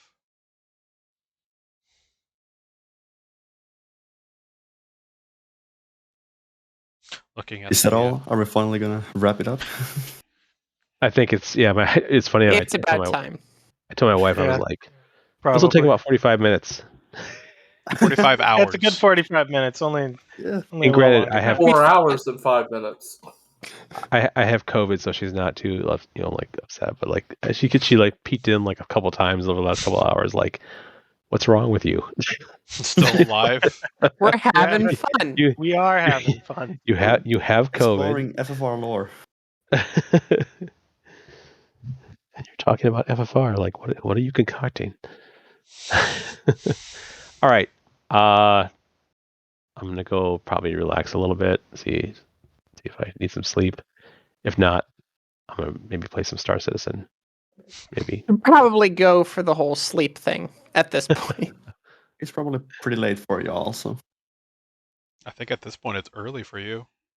Yeah, it's 9 a.m. I woke up at 4:30 a.m. Just here- What country? Finland. Finland. Okay. Oh yeah. So yeah. Good morning. Yeah, it's already 1 a.m. Time flies. Yeah, 1 a.m. for me as well. So thanks for coming out, everyone. Thanks for thanks hanging for out. Yeah, with the thank you. stream. Thank you for having me We're out. checking out some round 8 files and Yeah, that only happened 3 hours ago. If you remember what we were here for, I'm surprised. But What? in reality, we Realistically. were here for synth. Yeah, Yes. The spotlight was on him, and I think he delivered fantastically. Oh, it absolutely. was a great stream, and I definitely old want to do man. this again sometime. Such an old man. lot We of should just history. continue to have FFR like staff meetings on like public. Yeah, public live stream. server could just hear what nonsense it is. For the people who were not at the 6-hour meeting, there's a reason why it became 6 hours, and Synthlight wasn't even involved. Oh my God, what if Synthlight was involved? It Oh would my still gosh. be me, Dossar, and Synthlight talking for 3 hours on one tangent. Yeah. Something about Airsoft. But So on that note, All right. have a good night, you. everybody. Have a good Good night. night. thank you so much for watching. If Pleasure. you're still watching, Take care. Good night. thanks for sticking around. We had roughly Everyone, 18 anyone, people. feel free to DM me anytime on Discord. I'm always on there, but usually working, but I'm around. We'll see you guys. See See ya. ya. See ya.